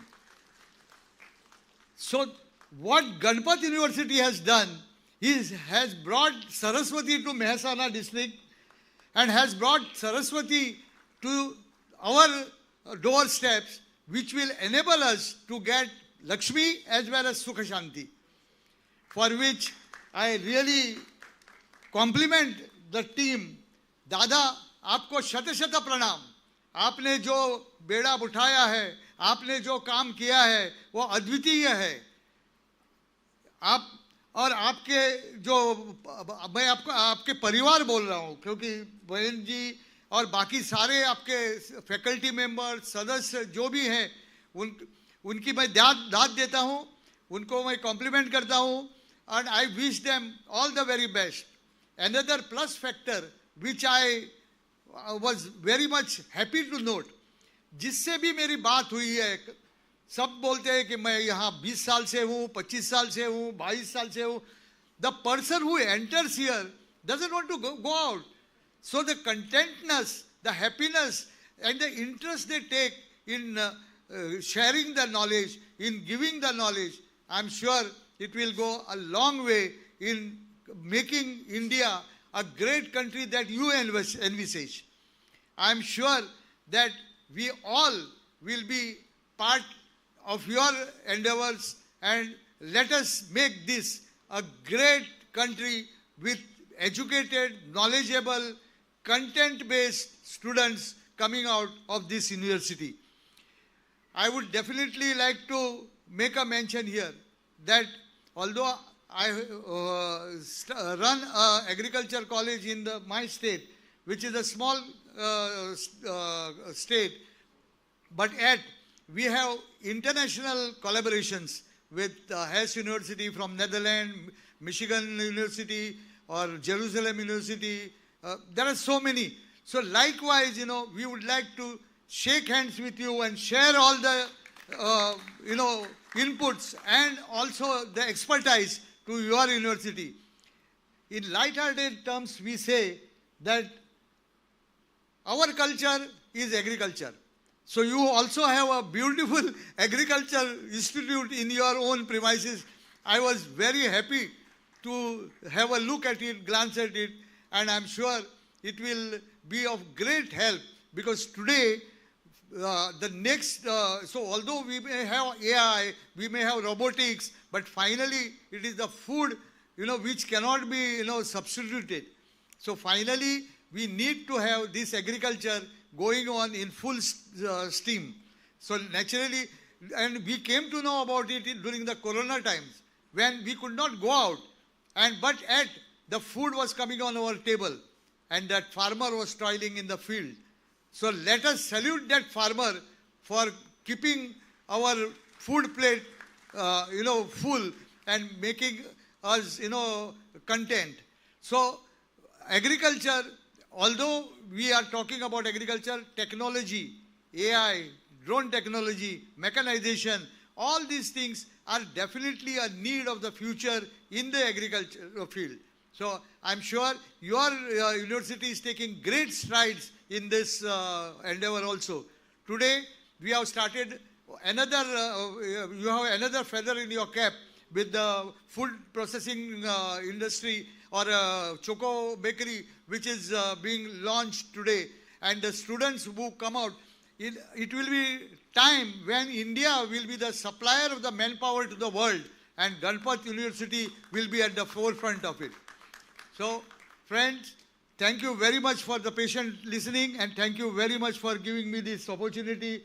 And I will be grateful, and I will be privileged to be associated with this great institute. Thank you. Thank you very much. Thank you so much, sir. Some personalities can be described merely by words. They are felt, experienced, and live. We are deeply honored to welcome a visionary, a philanthropist, a social reformer, and a successful entrepreneur who has transformed countless lives through the power of education and upliftment. The President and Patron-in-Chief of Ganpat University, Dr. Ganpat I. Patel, affectionately we call him Dada. जब मैथिली शरण गुप्त कहते हैं, नर हो, ना निराश करो मन को, कुछ काम करो, जग में रहकर कुछ नाम करो, तो ऐसा प्रतीत होता है मानो ये पंक्तियाँ दादा के जीवन पे ही लिखी गई हों। दादा ने अपने जीवन को शिक्षा के माध्यम से समाज उत्थान के कार्य में अर्पित कर दिया है। न केवल नाम कमाया है, बल्कि अनगिनत नामों को रोशन किया है। Now I invite Padma Shri Dr. Ganpat I. Patel to grace us with his blessings and inspiring word. Please, sir. Good morning and thank you, dear. Respected dignitary, esteemed guest, dear partners, faculty members, student, member of the Ganpat University family. Namaskar and one greeting to you all. 25 years ago, during the groundbreaking ceremony, when this soil was only a barren land, I happened to make a statement. We want to have as many graduates out of this soil as number of Bantiyas on this soil. Today, that dream seems to have come to the pass. And I want to thank each and every one of our partners, our CSR partners, our donors, our BOG members, our students, our staff, Sharma Sahib and company. Thank you, thank you, thank you from the bottom of my heart. So much in such a short 20 years. I don't think any university have achieved it. I want to wish each and every one of you the very happy 20th Foundation Day of this university. Sharma Sahib is right. My eyes are getting numb every now and then. And it's from the joy. Thank you, Sharma Sahib. Today is the day of immense pride for me and my family. The joy is very deep. It's a reflection of what is going on this soil. As we celebrate 20 glorious years of our journey, service in the education field, I bow my head in the gratitude to the every well-wisher and every partner who has walked in this journey with us. And I want to thank you again and again and again. From a humble beginning, rooted in a philanthropic dream, Ganpat University has grown into a vibrant ecosystem like no other. A knowledge of innovation, social contribution, and this would not have been possible without the collective strength of every single collaborators that we have. Academia, industry, government, community, and stakeholders. Today, this twin celebration that we are having in the inauguration of FICSI AAK GUNI Center of Excellence for Choco Bakery, one of a kind. Sharma Sahib said that it will be national. I differ. It will be international very, very soon. And I tell you why. Our marine engineering is going to do it. They are spread all over the world and they are going to do it. This is just one of the testimonial of what a partnership can do to us. I extend my heartfelt gratitude to Mr. Dheeraj Talreja sir and AAK India team whose generous CSR support has helped us to establish a Choco Bakery, a center of excellence. I just witnessed the opening of it. It was awesome. I saw everybody tasting the cake, how sweet it was. A space where the talent meets the technology and the tradition meets the innovation. This is one of the first kind of initiative that is there in Gujarat and probably in India. Today I am deeply honored to welcome two of the India's most respected thought leaders who are living example of the service, integrity, and national vision. Let me begin with Dr. Balasubramaniam, the true Gandhian development scholar and a nation builder. He is the founder of the Swami Vivekananda youth movement, who is my ideal and currently serves as a member of the Capacity Building Commission of Government of India. With over 35 years of grassroots of policies of the government of India, he has touched countless of life through health education, youth development initiative. His leadership reflects the rare blend of compassion, clarity, and constitutional commitment. His insights are shaping the capacity of India's civil service and inspiring next generation to lead with a purpose. And then we have with us Dr. Vijay Chauthaiwale. Sir, you are globally respected scientist turned diplomat of ideas as a head of the Foreign Affairs Department of Bharatiya Janata Party. He is the architect of India's people-centric diplomacy, connecting Indian diaspora with the spirit of a new India. A molecular biologist by training, Dr. Chauthaiwale brings scientific precision and a global strategy into the political diplomatic engagement. Thank you, sir. And you are not only just building a foreign policy, bridges. You have handcrafted them and resonate with the rest of the world. Both of these towards, they have inspired transformation beyond the boundaries, one through the grassroots empowerment and the other through the global dialogues. We are truly privileged to have both of them here. We are very fortunate to have you here, sir. Our students are also very fortunate to have you here. On behalf of the entire Ganpat University family, I extend my deepest gratitude and the warmest welcome to both of you, Dr. R. Balasubramaniam and Dr. Vijay Chauthaiwale. Thank you, sir.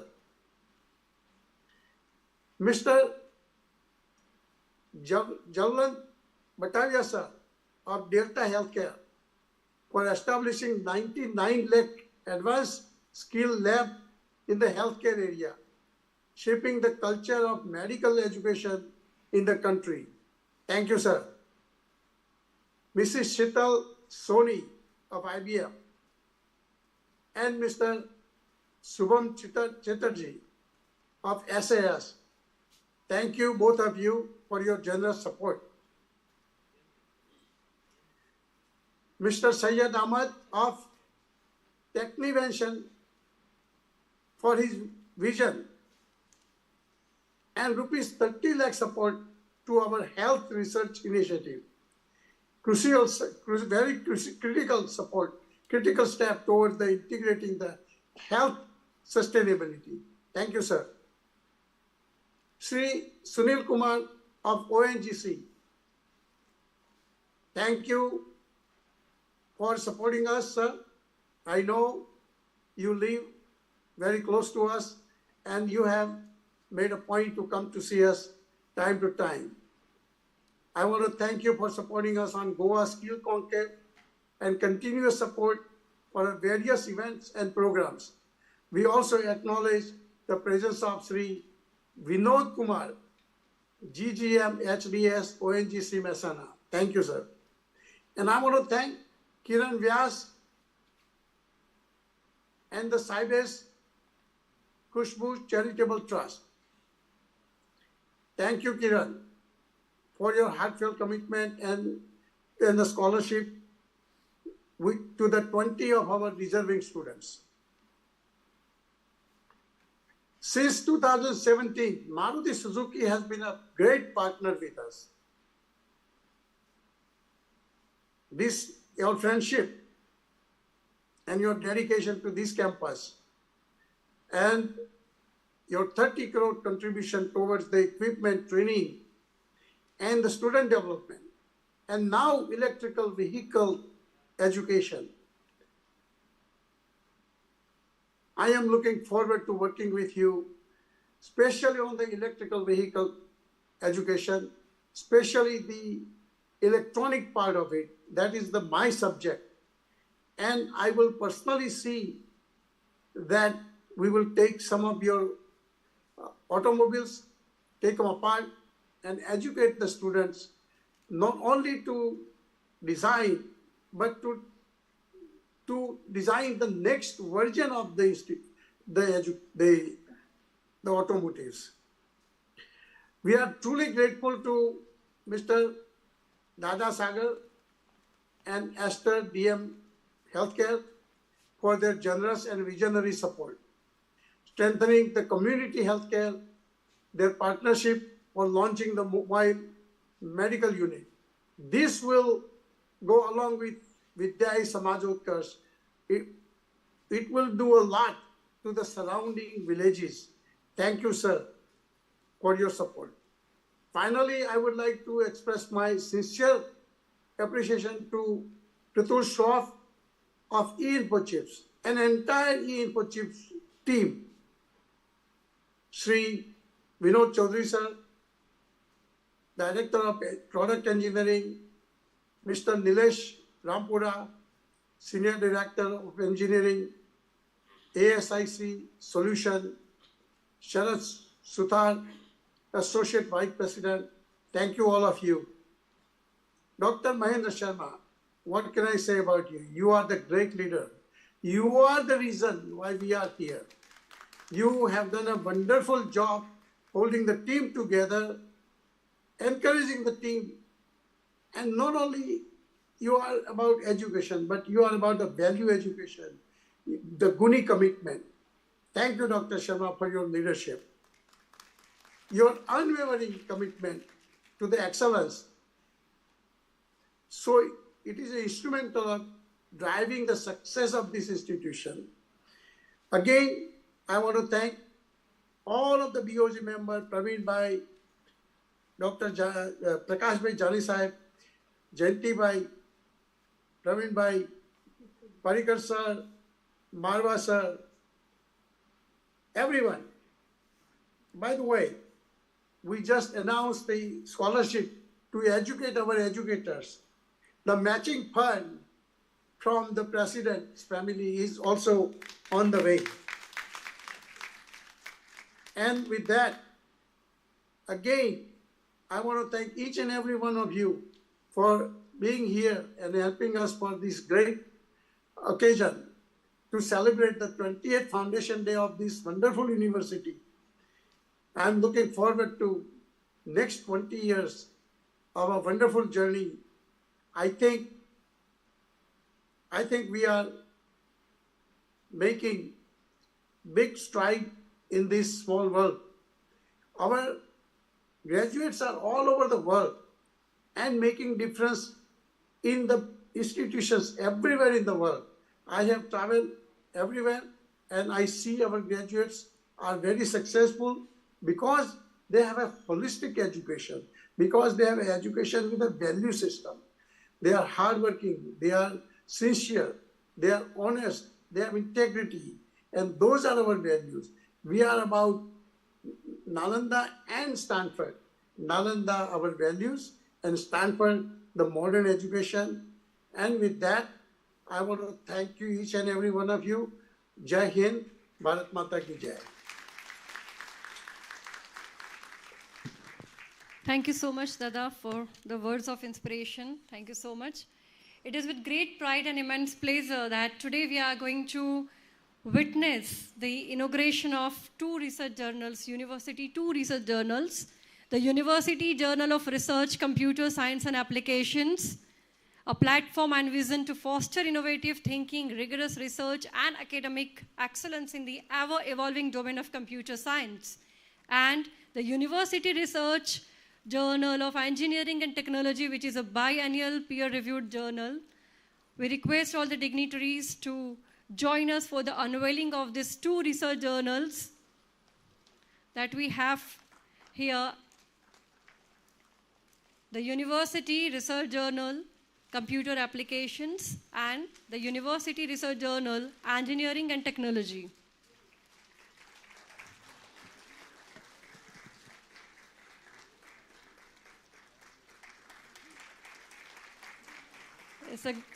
It's a Kodak moment, everyone, so please give a huge round of applause as we are moving one step forward to research. Now we request all the dignitaries on the dais to join us for releasing Center of Excellence for Choco Bakery video inauguration. Can we have the remote here? I request Shri Sunil Mawa, sir,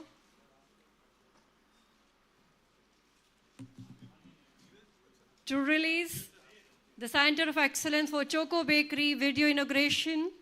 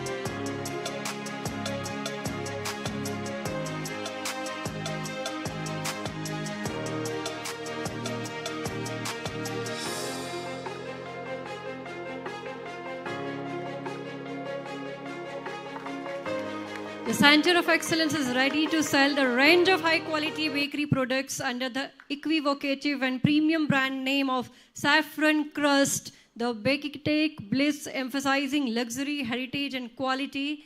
Let's give a huge round of applause for this Center of Excellence for Choco Bakery.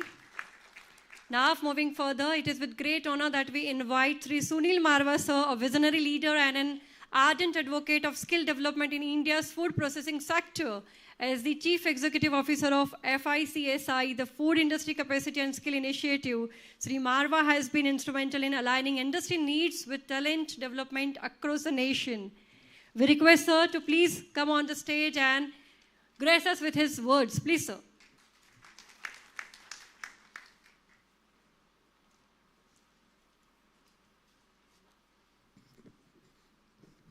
Dignitaries on the dais, off the dais, and Dada online. I'm very happy to be here today. In fact, it is a dream come true because it took us almost 2 years to weave this together, and I would say that AAK, which is a 150-year-old European Swedish organization, they have partnered with us, and Dheeraj Talreja has been very instrumental in realizing this dream. Regarding the organization I represent, this is the Sector Skill Council for Food Processing set up by the Government of India through NSDC, and it is one of the 38 Sector Skill Councils. And for us, it is very important to create talent, create skillful people, and bakery is one such area which can be very productive, because today there is an increased demand for baked products, and home entrepreneurship, small businesses as well as large businesses can be set up for baked products because the demand is increasing. People are looking at more and more innovations. So we are looking forward to more students coming forward from this university, doing this, the courses in the Center of Excellence, and also getting hands-on experience. That is the best part about this particular center which we have conceptualized, is that there is an independent stream of production which happens all the time, which gets sold within the campus and off the campus, and the students ultimately run this bakery. Once they get hands-on experience, they get the confidence to run their own enterprises. So that is the model which we are working on, and once again I would like to thank Dr. Sharma for making us realize this dream, and in fact I would say that he motivated me to be patient and persistent. It took us so long, but I'm very happy to be here today. Thank you very much. Thank you so much, sir. With the inauguration of GUNI Center of Excellence for Choco Bakery, the Center of Excellence is launching the skill course on bakery fundamental course on home entrepreneurship. I request CEO of FICSI, Mr. Sunil Marwa, sir, President India, South Asia and Sub-Saharan Africa of AAK, Mr. Dheeraj Talreja, sir, and Group Pro-Chancellor of Ganpat University, Dr. Mahendra Sharma, sir, to present the participant handbook for bakery fundamental course on home entrepreneurship. I request all the dignitaries to join for the unveiling of the book, Bakery Fundamental Course on Home Entrepreneurship.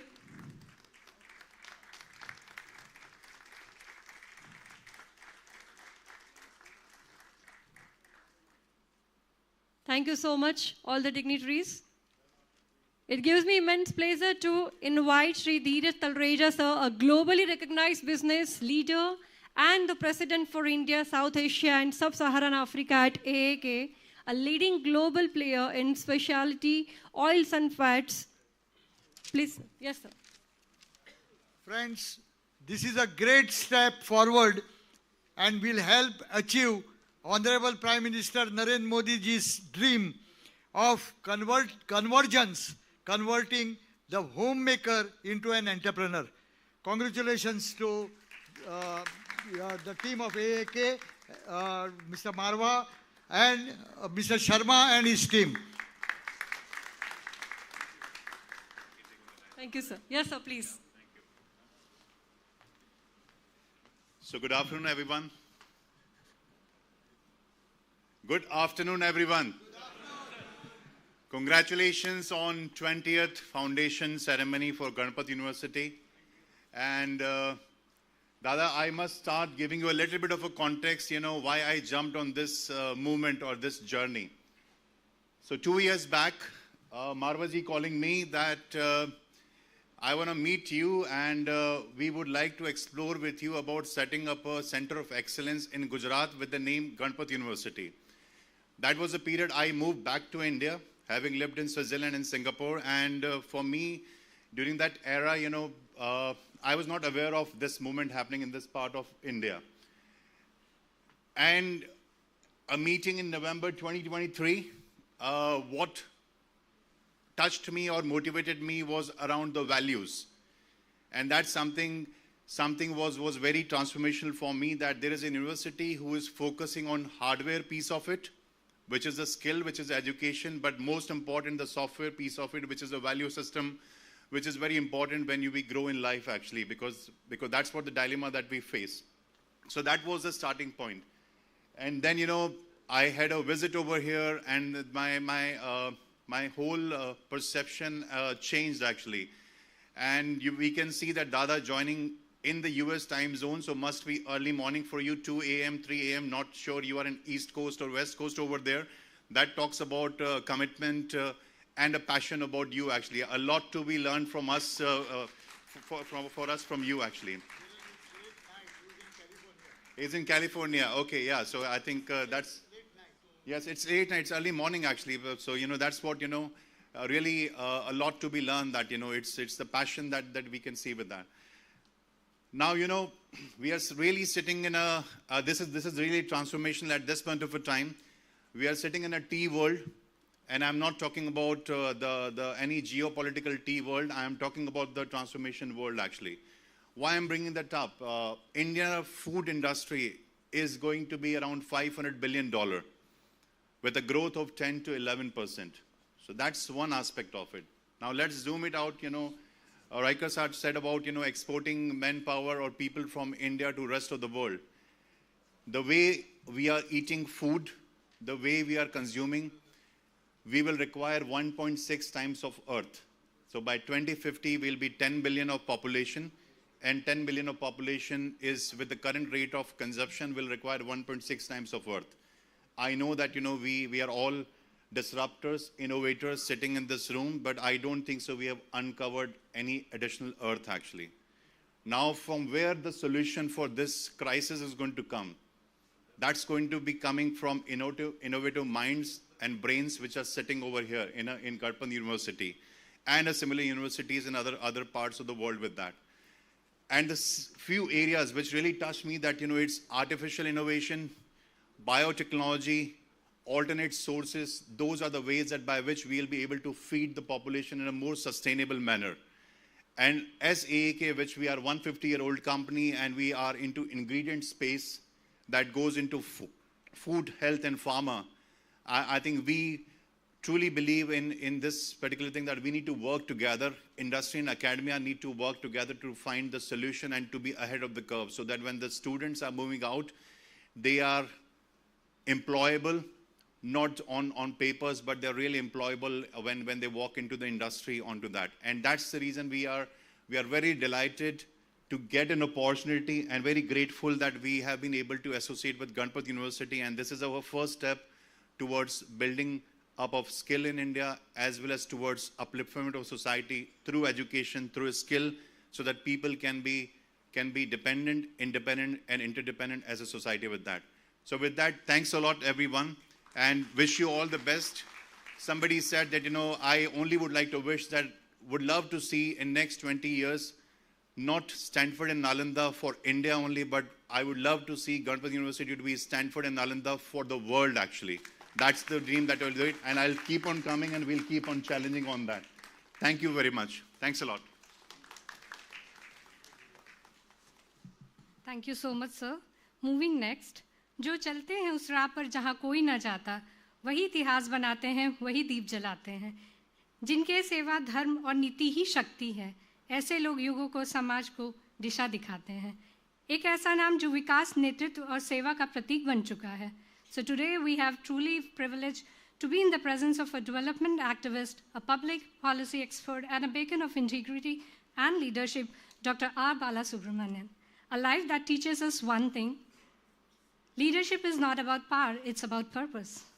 At the young age of 90, he founded the Swami Vivekananda Youth Movement, a noble initiative dedicated to serving rural and tribal communities through healthcare, education, and leadership development. As a teacher, he has inspired mind at Cornell University of Iowa and University of Mysore. As an advisor and consultant, he has contributed to the World Bank, Government of India, and anti-corruption agencies, offering insights rooted in ethics and equality. He has authored several impactful books, but one that stands out is Power Within, the leadership legacy of Narendra Modi ji, which dwells into the inner transformation that fuels our outer leadership. With immense pride and deep respect, I now invite on stage Sir Dr. R. Balasubramaniam, a man who turned his power within into power for all. Please, sir.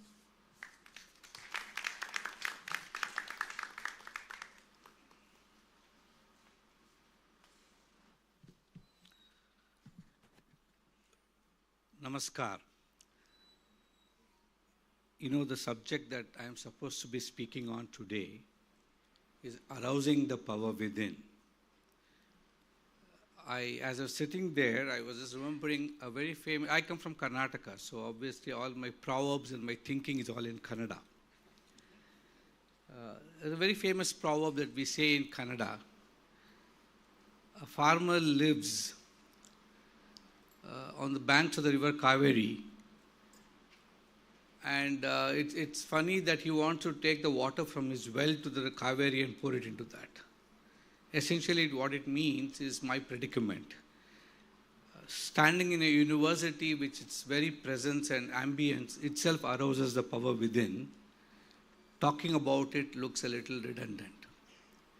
And so to me, after listening to the journey and listening to the enormous power that Dadaji has expressed through this manifestation here, and to which each one of you has contributed, I think maybe if I'm allowed, I should change the topic itself. But it's too late for me, so I'm not going to do that. Why am I even talking on something which is possibly known to us intuitively? No, we are all talking about creating a Stanford in India. I think the time has come for the world to create an Alanda in the United States.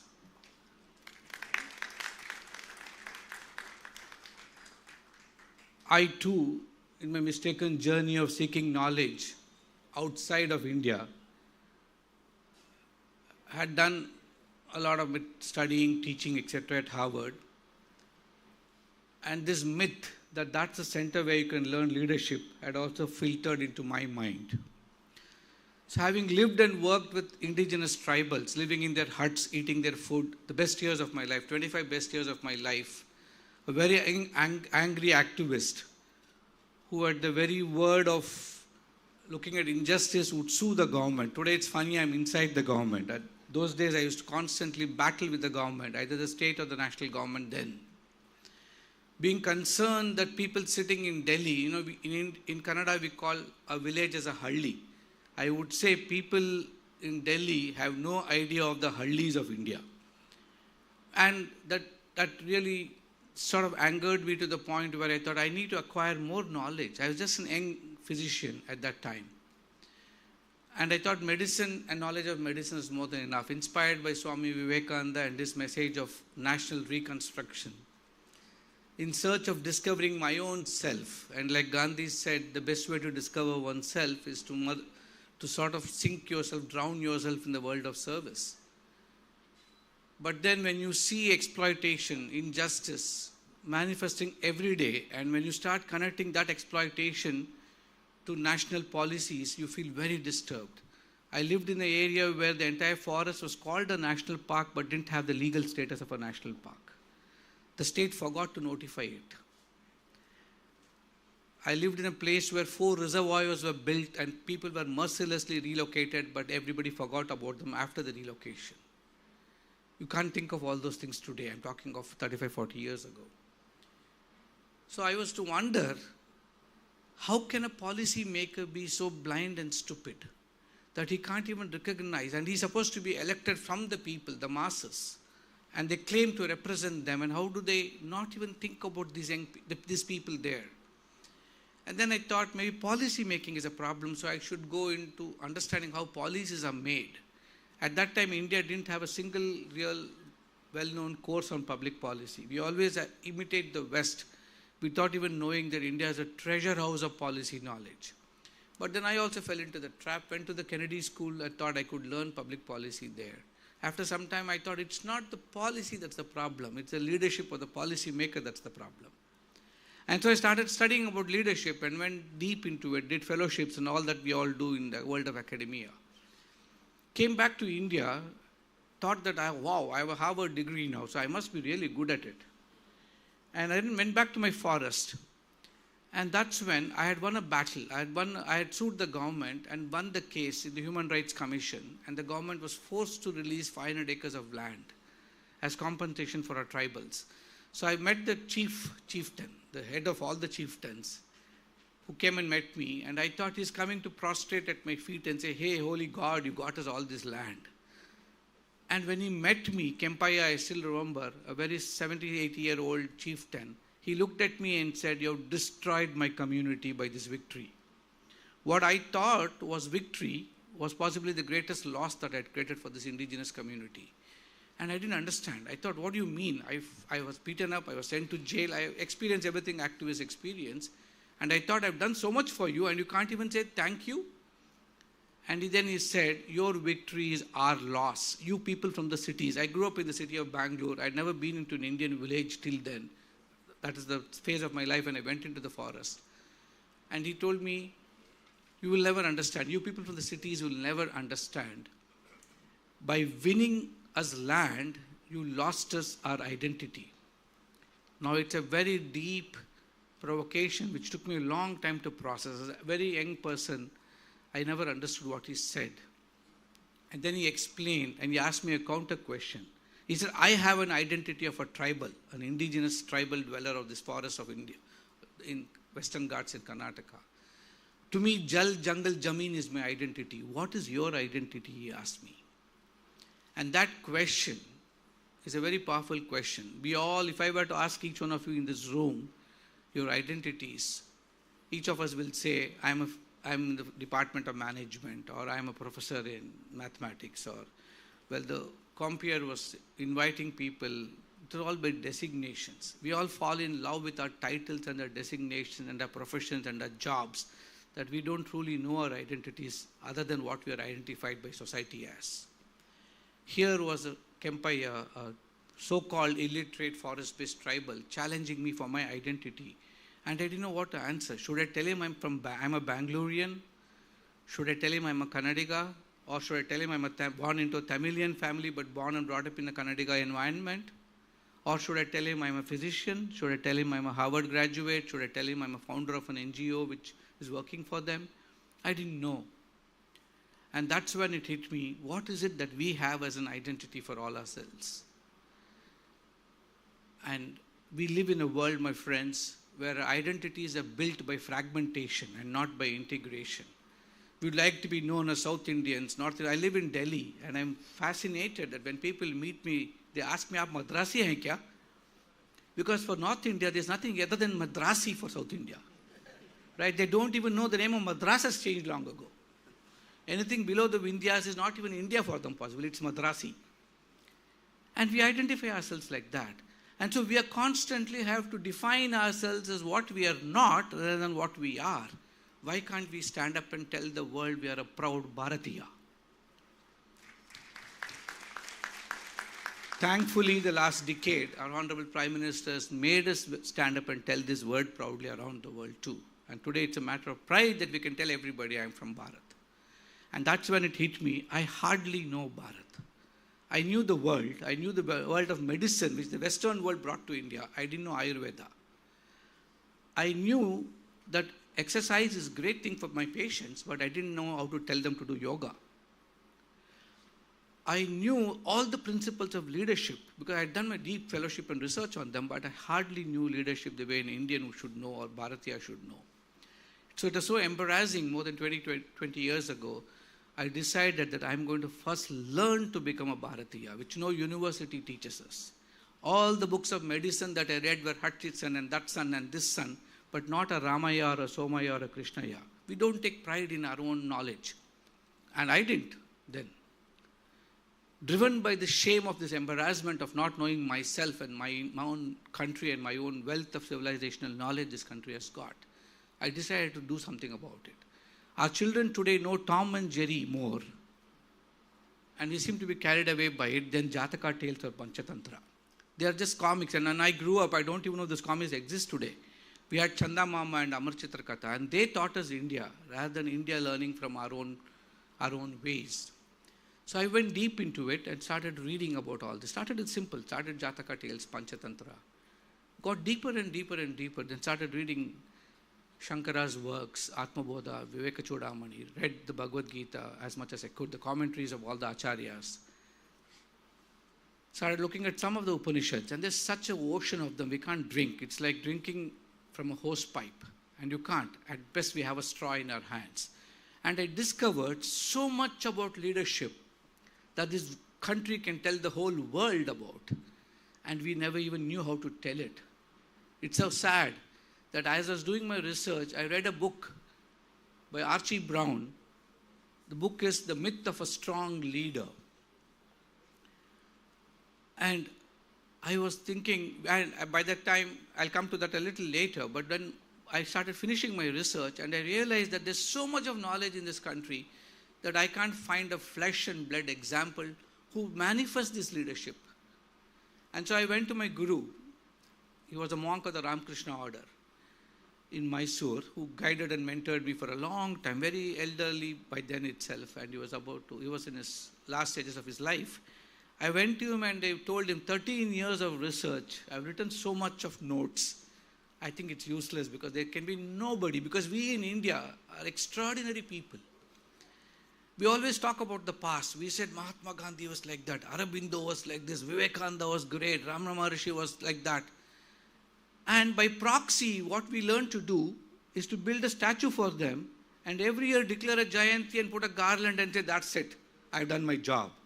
Very rarely we deify the messenger, but we forget his message most of the time. And I didn't want my book to write about somebody, Krishna was like that, or Yudhishthira was like this, or this is what the Bhagavad Gita says, or Arjuna's Vishada is possibly the foundation of leadership itself. I felt that that would be a waste of my time. And so I told my guru, what's the point? I did so much of work, I don't seem to find any reason for this. And my guru, being a guru like any other guru, told me, I can teach you Advaita, but I can't teach you leadership. That's not my space. But I don't know much about all these things. And this he told me much before 2014, before he passed away also. He told me, I don't know too much about all these things, but I remember a lot of my brother monks talking about a young person who walked into a Rajkot ashram and then into Belur Mutt. Swami Atmasthananji was the then president of the Rajkot ashram. A 17-year-old young man walked into the ashram and said, I want to become a monk. Give me sannyasa. And Swami Sureshanji, my guru, told me, typical like the Ramakrishna mission, we also are like government, we have our rules. And we sent the man away and said, you get a degree and then come back. We can't make you a monk without a degree. That's what the rules Vivekananda had actually set. And poor man, very disappointed, traveled around. And the next 2 years, he traveled around India. He went even to Almora, the Advaita ashram set up by Swami Vivekananda himself. Spent time in the Himalayas, comes back. Then comes back with the degree also. And then meets Swami Atmasthananji again in his early 20s and tells him, now I'm ready. And the man then tells him, the monk tells him, I don't know what he saw in him. He said, your destiny is not to be a monk. It's something greater. Your destiny is to rebuild this very nation itself. And that young man was Narendra Modi ji.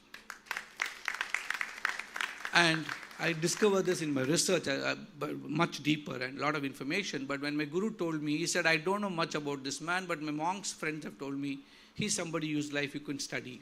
Why don't you look at his life and see what of it fits into your research? And I was in a distant forest in the Western Ghats of Karnataka. Here was a man very popular as a chief minister in this state of Gujarat, and I thought I have no access to him, I don't even know him, how the hell am I going to write about him? And academic research is quite rigorous, all of you know that, and you just can't write opinions. That you can do for a newspaper, and today you can actually talk nonsense on a television, but you can't write a nonsensical book, at least a good academic book. So I was not knowing what to do, I just gave up. But I wrote another book called Leadership Lessons for Daily Living and forgot about it. But then, nearly 4 years ago, when the call came from Delhi, I was quite fascinated and surprised and shocked that somebody like me sitting in the middle of a forest, an activist, actually gets invited to come and work and be part of what I would consider the greatest legacy of our Honorable Prime Minister, transforming India's bureaucracy itself. You know, it's not an easy job that he's taken up. Mission Karma Yogi, in his language, changing attitudes from a karmachari to becoming a karma yogi. Possibly that will be the greatest contribution that India will possibly remember forever. And being given an opportunity, because I used to teach at Cornell then. The last 15 years I was teaching at Cornell, teaching in the Industrial Labor Relations School on leadership. And I thought, here is an opportunity, whatever I've been teaching. I used to teach leadership based on the Bhagavad Gita there. It's very funny. When you talk of leadership based on the Bhagavad Gita, you're more accepted by the West than by our own institutions. And then I thought, here is an opportunity where I can do something about it. Within a year, and this commission reports to him. So you get to see him from close quarters, you get to understand how he operates, what decisions he takes, how does he deal with meetings. After a year, it suddenly hit me, and my guru had passed away by then. Here is a person who's possibly living a lot of what I discovered in research. And you must understand, a young boy or a man selling tea on a platform of a station to negotiate the complexity of India's politics. You can't even get elected as a corporator nowadays. At every stage of your life, holding on to an enormous passion to serve this great motherland of ours, not negotiating that values, not compromising with any of his convictions, today holding the highest office of the country, but recognized and admired by the whole world even. No leader today in the international space has got to close to 80% approval rating, which itself is an extraordinary thing. We are seeing what's happening in the world today. I don't want to talk about it. We have created a world of great crises, and so we need great leadership. And it struck me when I was I should write about this person.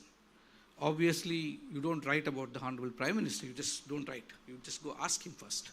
So I took the courage. I thought at best he can say no to me, and that's fine. Went up to him and said, I have done this research, I have this material, could I just capture what you're doing? And it was important to me because the book I said earlier, Archie Brown, he's written a book, The Myth of a Strong Leader. And I was seeing a strong leader in front of my eyes, and I was not able to reconcile how somebody's literature and research is not a lived experience for that author maybe, but for me it was a lived experience. And that's when I went deep into that book of Archie Brown, and he had written about 5 great leaders, global leaders, mostly the global north, because that's what the world thinks. Global north is the globe for them. And during the discovery, I realized the very understanding of leadership itself was fundamentally flawed. For the West, leadership is about the power without. The more power I have over you, the more power Dr. Sharma has got over all of you is seen as very powerful. But that's not leadership. He manifests leadership. I was just watching him talk, interact, and it's a different kind of you could see all this in Ganpat University possibly, but not in the rest of India. So I was looking at what is this Archie Brown trying to communicate, and then it struck me the very metric of leadership is wrong, the very definition was flawed. In India, we don't believe in being a leader at all. In India, we talk about exercising leadership. And you exercise leadership not for yourself or self-aggrandizement. You exercise leadership for service of society itself. And the powerful Vedic message, Atmano Mokshartam Jagathithaya Cha, is possibly the best way to capture the definition of leadership itself. My own evolution, but along with the betterment of and welfare of society itself. So leadership is a powerful spiritual expression of service, of seva. And that's what the Prime Minister stands for. And Vivekananda says it so beautifully. He says, all you need is 3 H, he says. The first is the heart to feel. He says, feel, my children, feel for the poor, the ignorant, the downtrodden. Feel till your heart, your head reels and your heart stops. And then he says will come enormous power of your inner dynamo. That is something extraordinary, you can only experience it. I think India today is a living testimony of that enormous power. All it required was a man to wave his wand and tell us that you got to discover it yourself. We also live in a world of extreme polarization. And the reality was, I was associated with the Ivy League academic institution. We also have to be very careful. And today the West is in absolute confusion. I don't even know what they believe in or don't believe in anymore. But then the world is so polarized that if you appreciate something as it exists, if it's a fact that you discover to be a fact and you talk about it, you're immediately bracketed. So I knew that when I wrote this book, people would bracket me and say, he's also a Modi Bhakt. I was not. I was an objective researcher. I had material. And so when I asked the Prime Minister, can I write your book? I felt that I needed to tell him, I've done my research. Observation is not enough, but you've got to go deeper.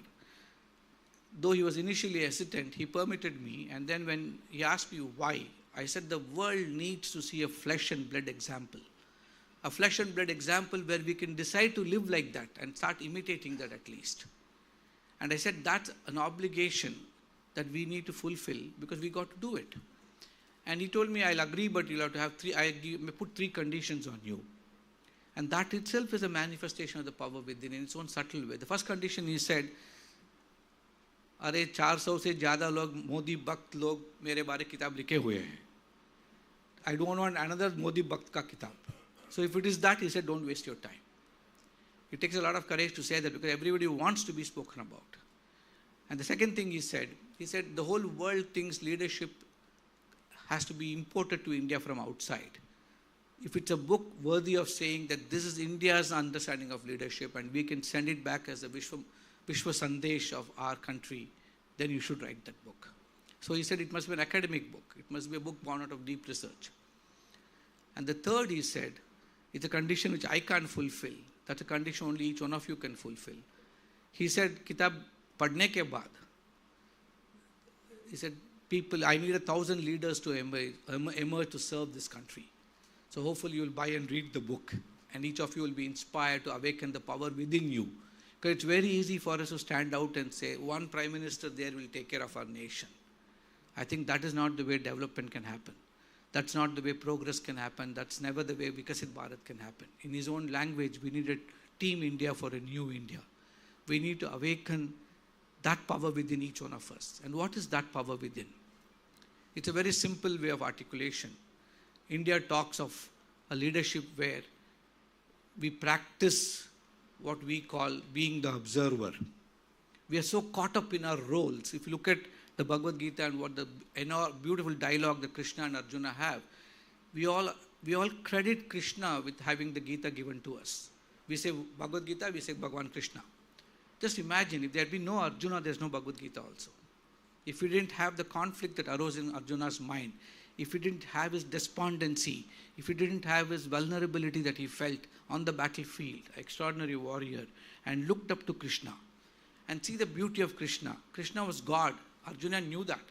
Krishna was only his charioteer. He took him to the front of the war front. But Krishna was also a mentor. Krishna was also a relative. Krishna was also, during the course of the Gita, he also gave him the Vishwarupa Darshan. But he was also intelligent enough at the end of the Gita to tell him, these are my views. The choice is yours. So India is a country where leadership provides us the freedom to choose finally. It doesn't tell us what to do. It allows us to decide what needs to be done. And it's one of the great countries of ours where role clarity is complete. We don't get merged into our roles. And therefore, my definition of understanding of Indian leadership is about understanding the self, Atma Bodha, that Shankara described. It's about understanding others around you. And then actions that bind, the selfless actions that bind the self to the others, the Karma Yoga that we talk about. So the real expression of leadership, the power within that I gathered, is this demonstration of how do you manage your heart, body, mind, and soul in one continuous, seamless equilibrium. How do you understand that you can be the observer of yourself, playing the different roles from morning to night? I'm now playing the role of a speaker. I'm maybe playing the role of an author who's also speaking. But I have different roles in life. Not getting married to the role, but staying grounded in the self. Constantly looking at seva as an opportunity for sadhana. Looking at how do we express myself by, Vivekananda said it so beautifully. He said, work, work, work till you fall dead from sheer exhaustion. And that is the level of seva, he said. But he also reminded us, he said, don't stand on a pedestal and say, here, my poor man, take your 5 cents. Consider yourself privileged that you've been allowed to serve somebody else. The only nation and civilization in the world which talks about seva not as a transactional expectation of a gratitude, but talks about seva as an opportunity for change.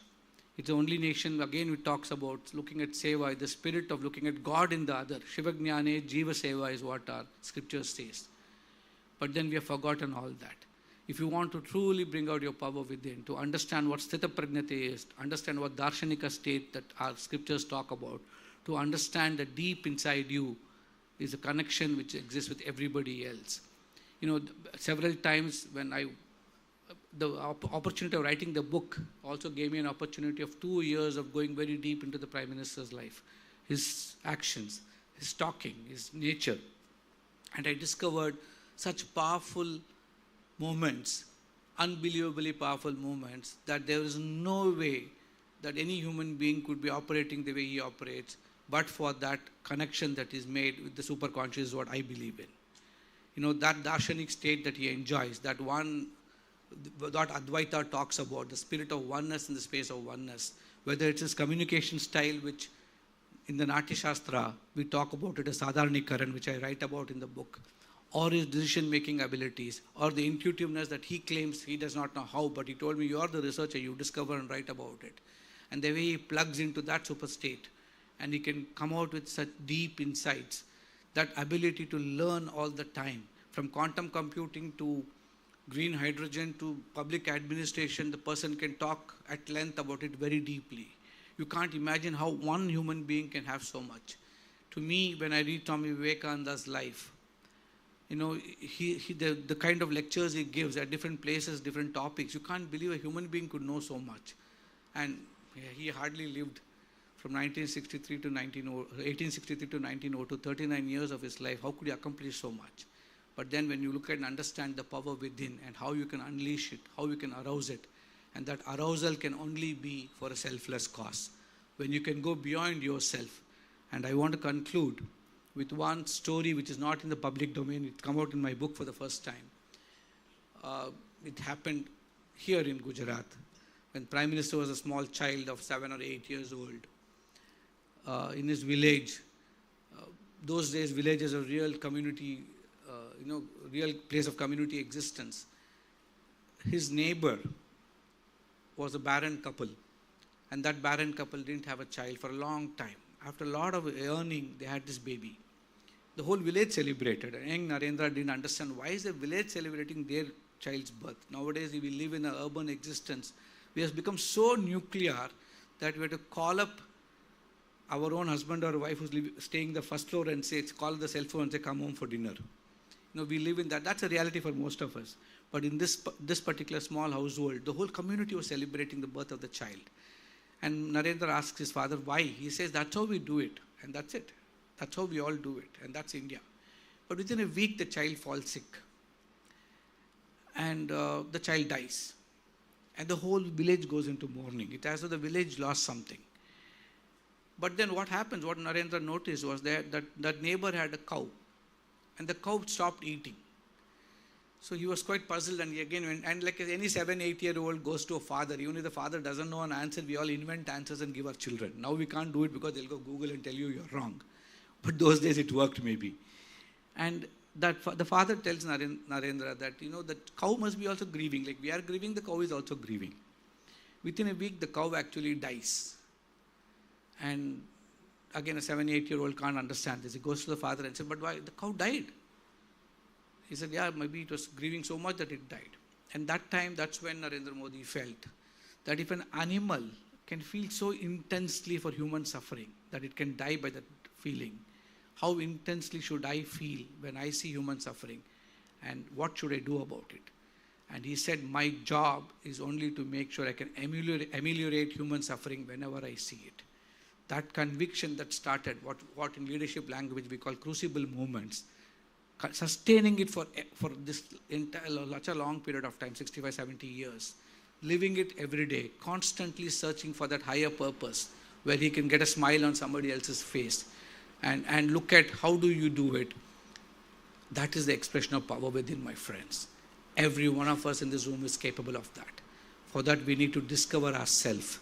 We can't stand in front of a mirror, and a dusty mirror, and keep saying, I can't look at my image. We need somebody to wipe the dust for us. Here is a flesh and blood example which says, it's not the problem with you, it's the problem with the mirror, wipe it. We need to get our pride back in India. We need to get pride back in understanding Indian philosophy, Indian scriptures. Start living that message, and we'll soon find that enormous power from every one of us can be unleashed. Like I was talking about what Vivekananda said, the 3 H, he said the heart to feel, the head to think, and the hands to work. He was very intelligent. Leadership is not just emotions, it's not just motivation. Leadership is not mere strategy. Leadership is a combination of motivation, strategy, and action. And in conclusion, my own research, what I discovered is when the power within gets unleashed, that person's 8 qualities starts manifesting. And these are documented, not just my research, it's documented by a lot of people around the world.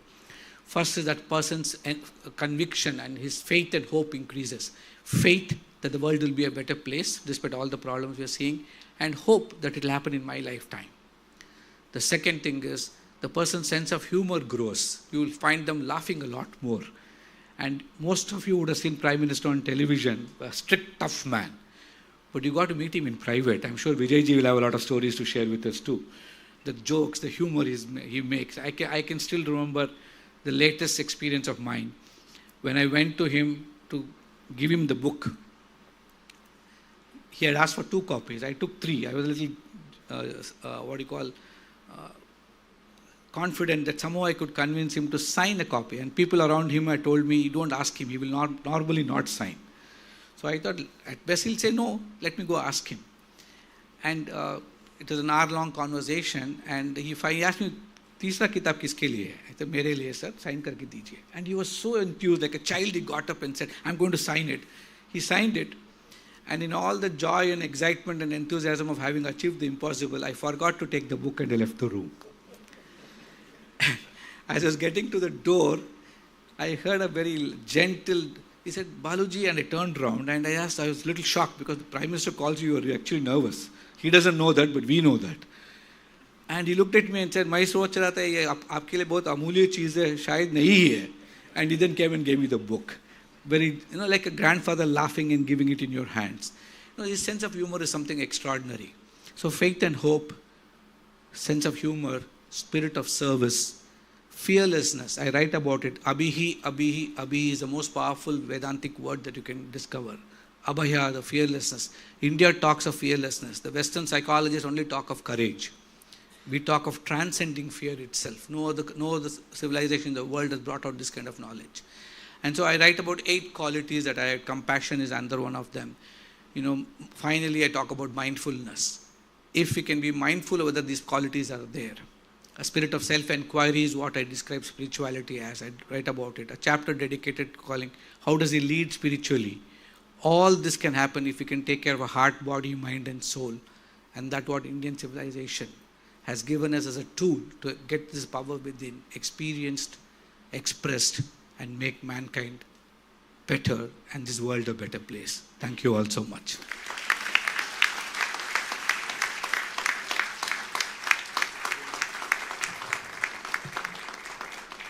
Thank you so much, sir, for joining us on this enriching session on leadership. Thank you so much. We are truly grateful to you, sir. I'll be very happy to share that we have here the Center of Bharatiya Knowledge System, where we talk about this leadership lessons. So it's a very great opportunity for us to hear you, sir. Thank you so much. It is indeed a moment of great pride and joy as we gather today to celebrate the 20th Foundation Day of Ganpat University. On this auspicious day, we are delighted to witness the formal signing of a memorandum of understanding between Ganpat University and E-Infochips and Aero Electronics Company.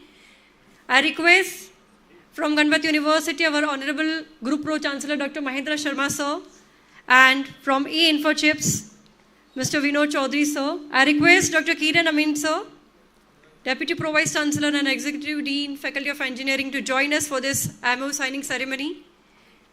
From E-Infochip, I would request Mr. Vinod Chaudhary sir, Senior Director of Engineering Product Engineering Services, and Mr. Nilesh Ranpara sir.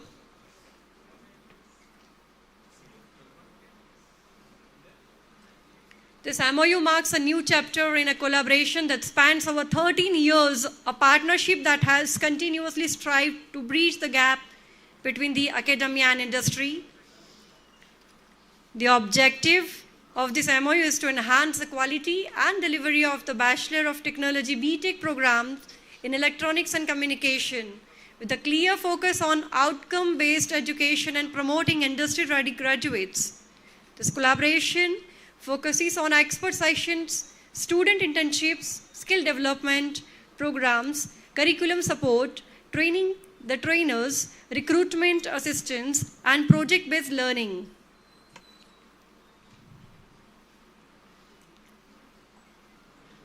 Thank you very much, all the dignitaries.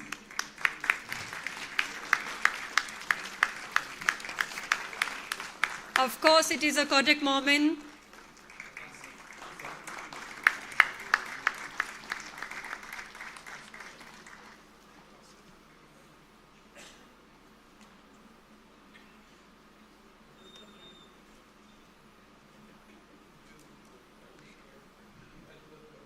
We look forward for this collaboration, for these new opportunities.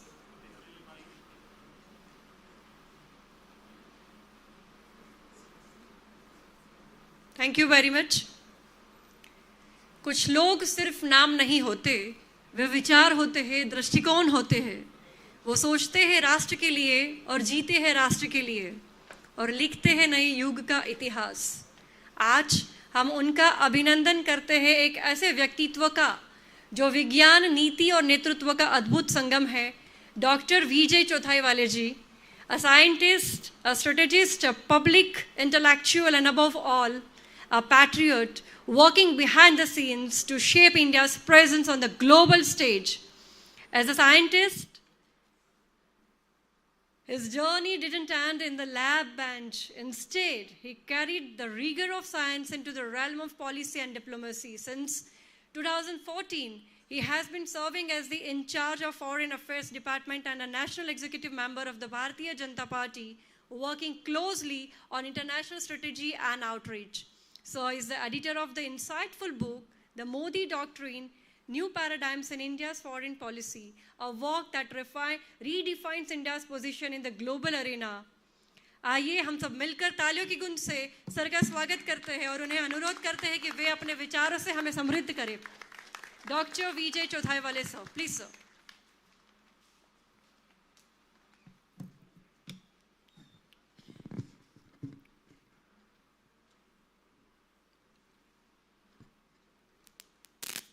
Honorable Ganpat Dada, other respected donors, member of Board of Governors, Group Pro Vice Chancellor Mahendraji, other faculty members and friends. It's always a challenging to talk when someone like my friend Balu has spoken so vividly and powerfully, and to bring him out of such a mesmerizing speech and talk on something else. So I hope I will be able to do that at least partly, but I know the challenge. Friends, I am asked to talk about foreign policy of India in last 10 years under the leadership of Prime Minister Modi. Some of the broad characteristics have been already told by Dr. Balu. So relatively, my speech is going to be a little easy. So first of all, we need to understand that country's foreign policy is a policy. It is not a philosophy or ideology, which means that it needs change. as per the external environment, sometimes as per the needs of the country, or only because of change of time, change of technology, etc. So everyone can understand that what foreign policy was there of the country during Nehru era or Indira Gandhi era cannot remain same. But are we doing changes only because it is required, or we are doing it for the betterment of the country and the rest of the world? That is the question. And I would like to give you one example that during Pandit Nehru's era, there was a very unique concept they have developed, which is called as non-aligned movement. It was a product of Cold War between US and USSR, and therefore many developing countries, including India, have formed a third platform, which is called as non-aligned movement. Now, non-aligned movement may be that time a need of a time, or because we were not so strong to take the positions. But it was essentially a passive approach. It was essentially a negative approach that do bade log jhagda kar rahe hai, it is better that we just keep away from them. It is that kind. Now what has happened under Prime Minister Modi is that we will not remain non-aligned. We will not remain passive, but we will get engaged with the entire world. We will talk about our interests and also about global interest wherever necessary, both in public and in private. And I can give you 3, 4, 5 examples. First is, of course, now Prime Minister Modi joins the global leaders of the West in G7, a larger platform called G20. We have another platform called Quad, where Japan, Australia, India, and US come together. And at the same time, we also join Shanghai Cooperation Treaty, where Russia and China is there, BRICS, where developing countries including South Africa is there, and many other. There is also another platform called I2U2, where it is in India, Israel, UAE, and United States. So we are now participating and putting forward our viewpoint in the diverse set of platforms. But this engagement is not confined only to joining. We are also asserting ourselves. We are expressing ourselves. And one of the most famous dialogue what Prime Minister Modi has said in front of media and to Mr. Putin, that this is not an era of war. When it was just the Ukraine-Russia war was beginning. So we didn't say that, no, we both are our friends and we will not go into it, but we are asserting our position. And therefore, when Dr. Jaishankar said that we are not passive in this war, we are not taking sides, we are taking a side of peace. So this is a very powerful statement, and that has become a kind of fundamental change in India's foreign policy as far as last 10 years are concerned. And therefore, I would like to quote from Dr. Jaishankarji's very famous book, The India Way. And I am sure, and I would like all of you to read his both books if you are interested in India's foreign policy.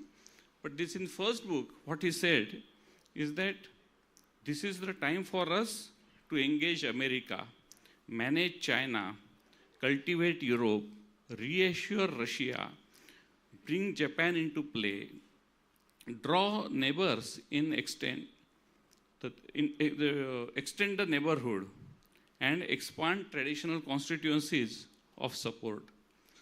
As world is changing, we need to change. Old prejudices will not work. So this is the crux of India's engagement with the world. That is what I think. And why this is? So we are saying now very proudly, but at the same time humbly, that we are Vishwamitra. And now we are also saying that we are Vishwabandhu. It means we are friend, not only friend, but we are brother with the entire world. And that is our value as Dr. Balu has very elaborately explained to you, that that's a very Indian value. That's a very ancient value of our India. And it has been shown in many, many ways. And I can give you hundreds of such examples of humanitarian aid. Maybe it's the earthquake of China, recent earthquake in Thailand, and earthquake in Turkey also, and many other floods, etc. But some of the rescue missions which India has carried out is also a great example of our Vishwabandhutva. And those rescue missions, you know, Operation Ganga, during COVID, we have rescued close to 25,000 students all over the world. So we are doing something for our own citizens. It is very efficiently we are doing, but we will think that it's a natural, it is our duty to do it. But India has done for the rest of the world also. And I will give you one classic example. There was a war between Saudi Arabia and Yemen, and Saudi Arabia was continuously bombarding Yemen. And there were more than 3,000 Indians, they were stuck in Yemen, and there were another few hundred people from 20, 30 different countries, they were also stuck because there were no incoming and outgoing flights out of Yemen, and it's a landlocked state. So the question was how to bring them.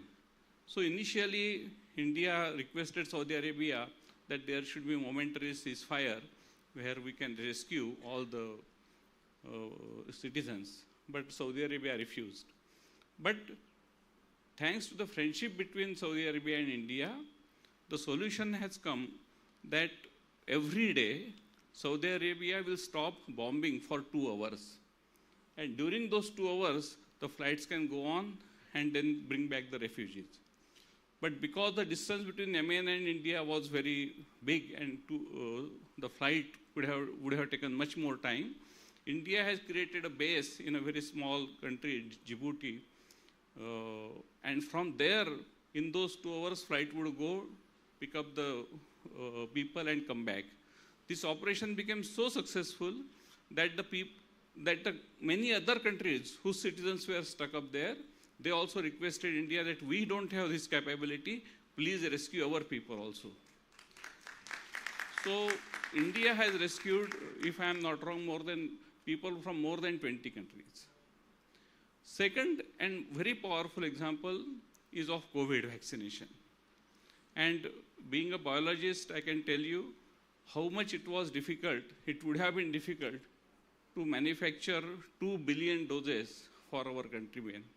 And we have done it so efficiently. Again, doing it for our own citizen is our duty. But we have supplied more than 200 million doses to various parts of the world. And many of those doses were given as a gratis without charging them. And some were given at a very nominal price. And with a very confidence, I can tell you that if India would not have manufactured the vaccine, half of the world would have remained without vaccination. And what disaster it would have caused to those countries which could not have afforded the Pfizer vaccine, which was horrendously costly by any chance. The other part is that we did it even before we completed vaccination of our own countrymen. So it was a very difficult choice. People would have said that why can't you first finish and be a little selfish and complete the vaccination of our own people, at least the first dose, and then start exporting it. Again, it would have been big delay.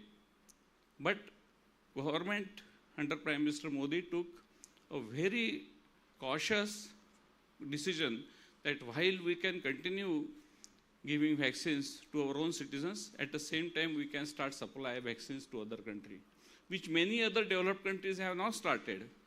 In fact, they have made a statement that unless the vaccination is complete in our own country, we will not allow even single dose to go out. But India has a different approach.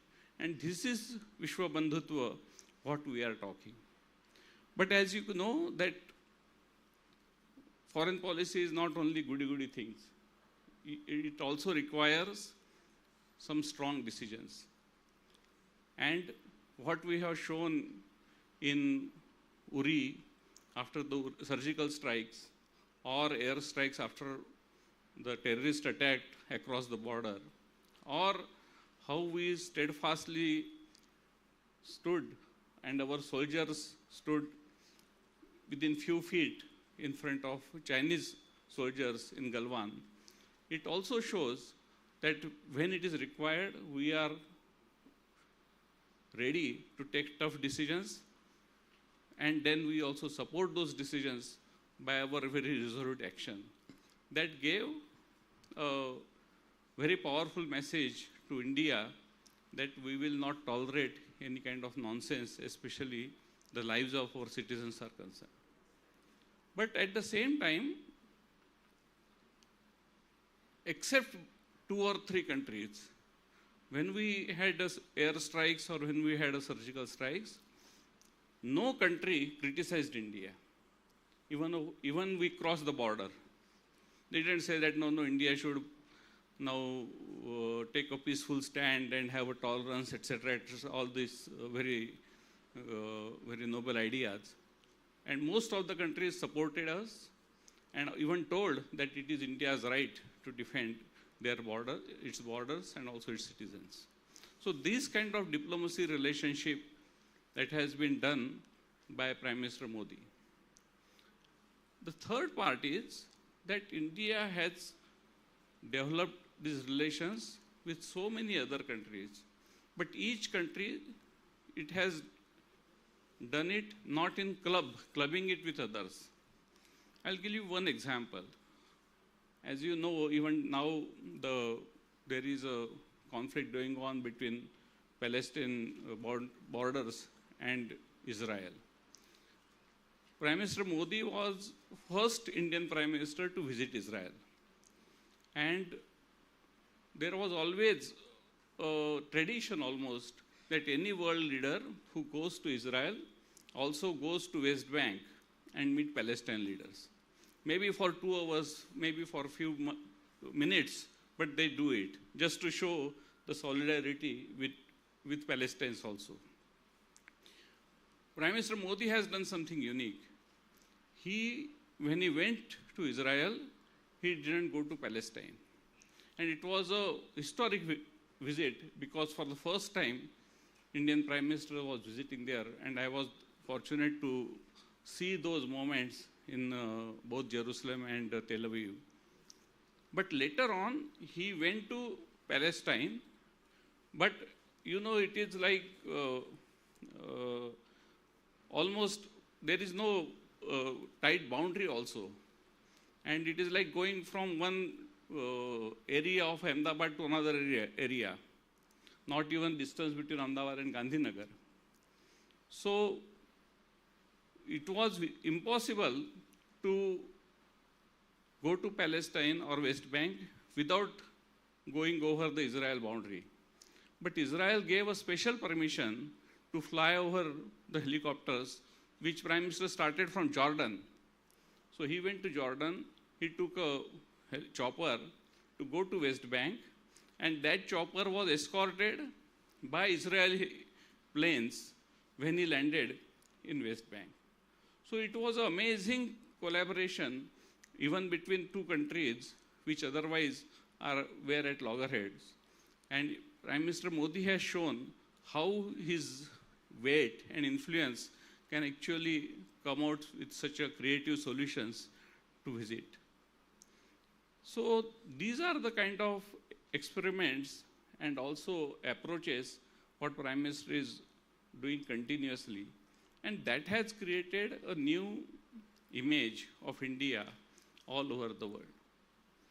You will not be surprised that there were many countries where Indian leader has not visited for decades, not few years, before Prime Minister Modi took over. And those countries include Nepal. Now for Nepal you don't need even visa. You can just show your driving license and cross the border. There were countries like Australia, UAE, Canada, that for decades no Indian Prime Ministers have visited. So Prime Minister has bridged all that gap and created new vistas of friendships and collaboration with each one of them. There were countries like Mongolia, Israel, where no Prime Minister of India visited since independence. Prime Minister did that also. And all those approaches have created an enormous impact of India among the world leaders. Third part which has benefited to India is because the political stability in India and the continuous leadership of Prime Minister Modi since 2014. And to compare the examples, now this is, in last 10 years, we have seen two democratic presidents in US, Mr. Obama and Mr. Biden, and now the first term of Mr. Trump and second term of Mr. Trump. There were 6 prime ministers, 5 of them from the same party in UK in last 10 years. In Australia, there were 4 prime ministers. In Nepal, I even don't stop, can't count. Maybe there are 5 or 6 prime ministers. But India's political stability has given another weightage. And every time there was a change in the leadership, especially in US, people thought, those commentators thought, that now there is going to be a problem in India-US relations. But every time the relationship has gone from stronger to stronger. And now, in spite of these trade issues and the tariff issues are going on, there is overall very cordial atmosphere between two countries. And those who have read today's newspaper, there is a news not confirmed by any of the government that the US Vice President J.D. Vance is most likely going to visit Delhi in the before end of the April. So this is the kind of negotiations and discussions we are engaged in spite of having differences. Last and most important contribution is Indian diaspora that has strengthened the bilateral relationship with that country to a significant extent. And there the people like Dada, who is in California, have made immense contribution. But those contributions were not adequately recognized by our own people. And Prime Minister Modi has changed that culture. Previously, the leaders of India would go to foreign countries. The ambassador or high commissioner would invite 50, 100 people, mostly his friends. And he would give some good dinner. There will be speeches, and that's it. So Prime Minister changed that whole culture. And the very first such event took place, as you all know, at the Madison Square Garden in September 2014. So very recently, coincidentally, I was talking to our External Minister, Dr. Jaishankar, because he was Indian ambassador there in US when Prime Minister Modi's first visit took place. So I asked him that what was the idea behind having such a big event in New York? And those who of you remember, very interestingly, Mr. Modi has gone first to New York, addressed the diaspora, then came to Washington to meet Mr. Obama. And so he said that there were several ideas being floated because it's first visit, what to do, etc., and in what sequence it should do. So Dr. Jaishankar told me that Prime Minister Modi told him that इतना बड़ा event करो और वो भी New York में करो कि उसकी आवाज़ वाशिंगटन तक गूंजनी चाहिए. So that is the kind of confidence, that is the kind of ability to show the strength of India and India's leader. And that has created a new history. History was written on that day when the Madison Square Garden event took place. I myself was not there that event, but after that, I attended almost all the major events of Prime Minister Modi across the world. And every time, I feel the same energy, same enthusiasm, and same respect for India and India's Prime Minister when he visits, especially when he addresses the diaspora. So you have seen all those gatherings, etc. So I won't go into the details. Yeah, this is Madison Square Garden. Okay, this photograph, yes. Dada, yeah. Great, yeah. Wonderful. Oh, okay, wonderful. So, very historic picture. So, what has happened that because of these diaspora events, the leaders of those countries also realize the tremendous potential of Indian diaspora. So, it is not a surprise that Mr. Trump came to address Indian diaspora in Howdy Modi event in Houston, or Mr. David Cameron, that time's UK Prime Minister, came to Wembley Stadium, where the 60,000 people of Indian origin, they attended. So there are stories behind it, and I will narrate only 2 or 3 just to understand the magnanimity or enormity of these events. One was in 2015, when this Wembley event was taking place in UK. Our people, the organizers, went to meet Mr. David Cameron. It was a Diwali day, and there is a tradition of celebrating Diwali day in British Prime Minister's house at 10 Downing. So Mr. Cameron took these people little bit aside and said that you are telling me that Mr. Modi is going to address Indian diaspora in Wembley Stadium with a capacity of 60,000. I can't believe it. Because if I go there, I won't be able to fill Town Hall of Wembley, which has a capacity of couple of thousand. So that is the kind of shock those people had. And then Mr. Cameron decided to attend that event.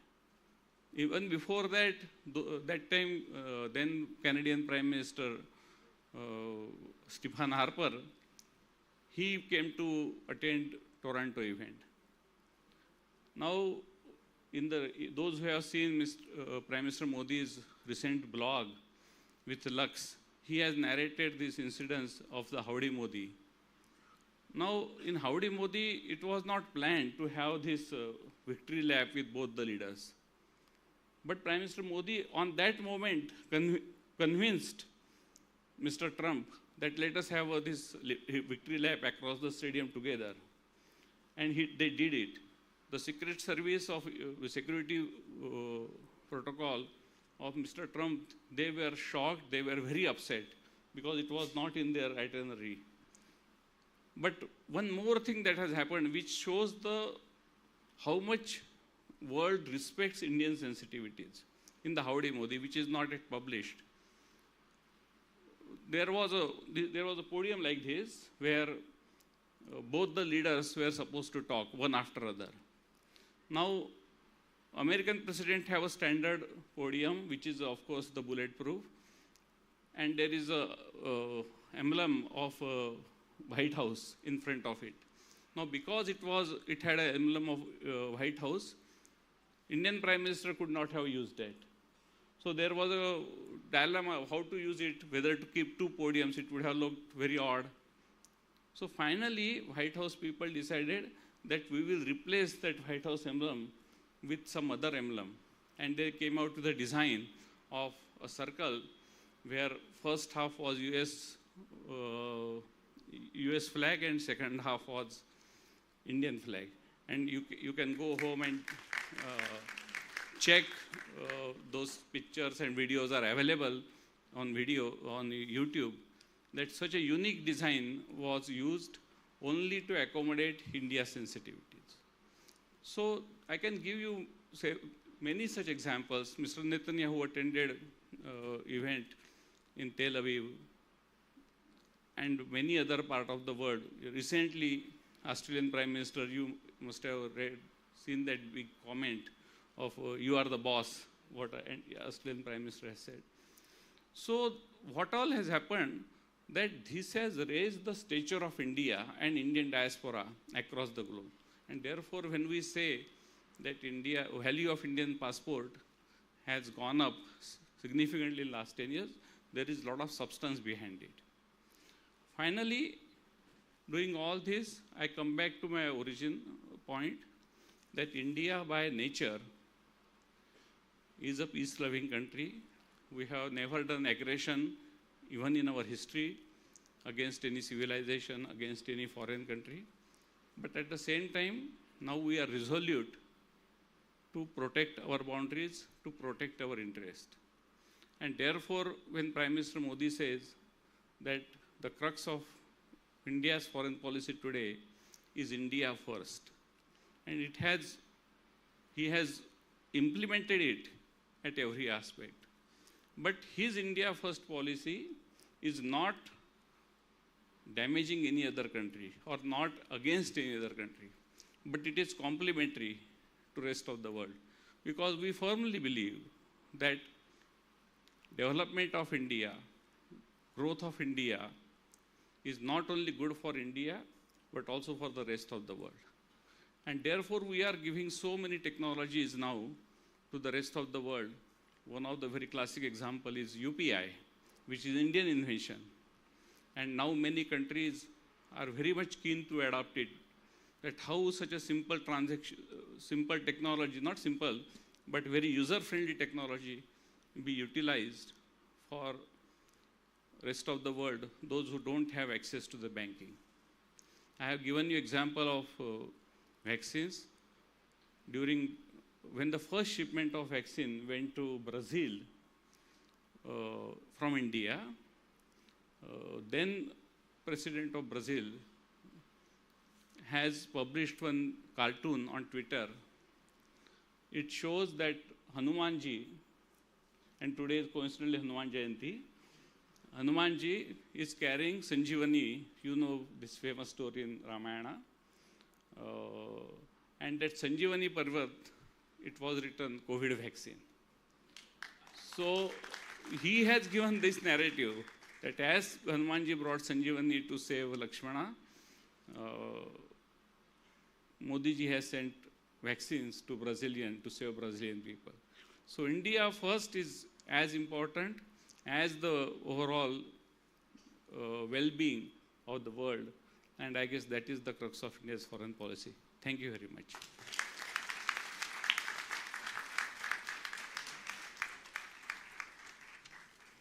Thank you so much, sir. It was indeed an enlightening session to hear you.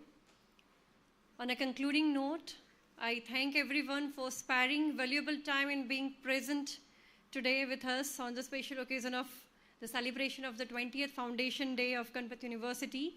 I extend my special thanks to our respected Patron-in-Chief and President, Shri Ganpat Dada, for his blessings. Thank you, Dada, for being present here. I'm grateful to the distinguished guest, Dr. R. Balasubramaniam, sir. Thank you very much, sir, for being present here. I extend my sincere gratitude to our today's distinguished guest, Dr. Vijay Chauthaiwale, sir. Thank you very much, sir, for being present here. We are grateful to Sri Dheerat Talreja, sir, Sri Sunil Marwa, sir, and Sri Mankarish Pai, sir. Thank you so much for being present here.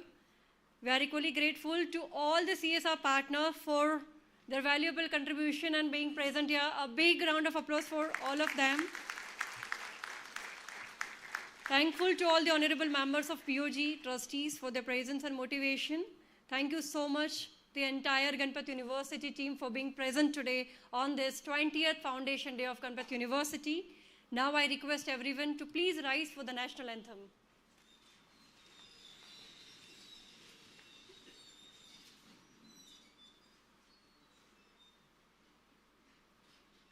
Jana Gana मन अधिनायक जय हे भारत भाग्य विधाता पंजाब सिंध गुजरात मराठा द्राविड उत्कल बंगा विंध्य हिमाचल यमुना गंगा उच्चल जलधि तरंगा तव शुभ नामे जागे तव शुभ आशीष मांगे गाहे तव जय गाथा जन गण मंगलदायक जय हे भारत भाग्य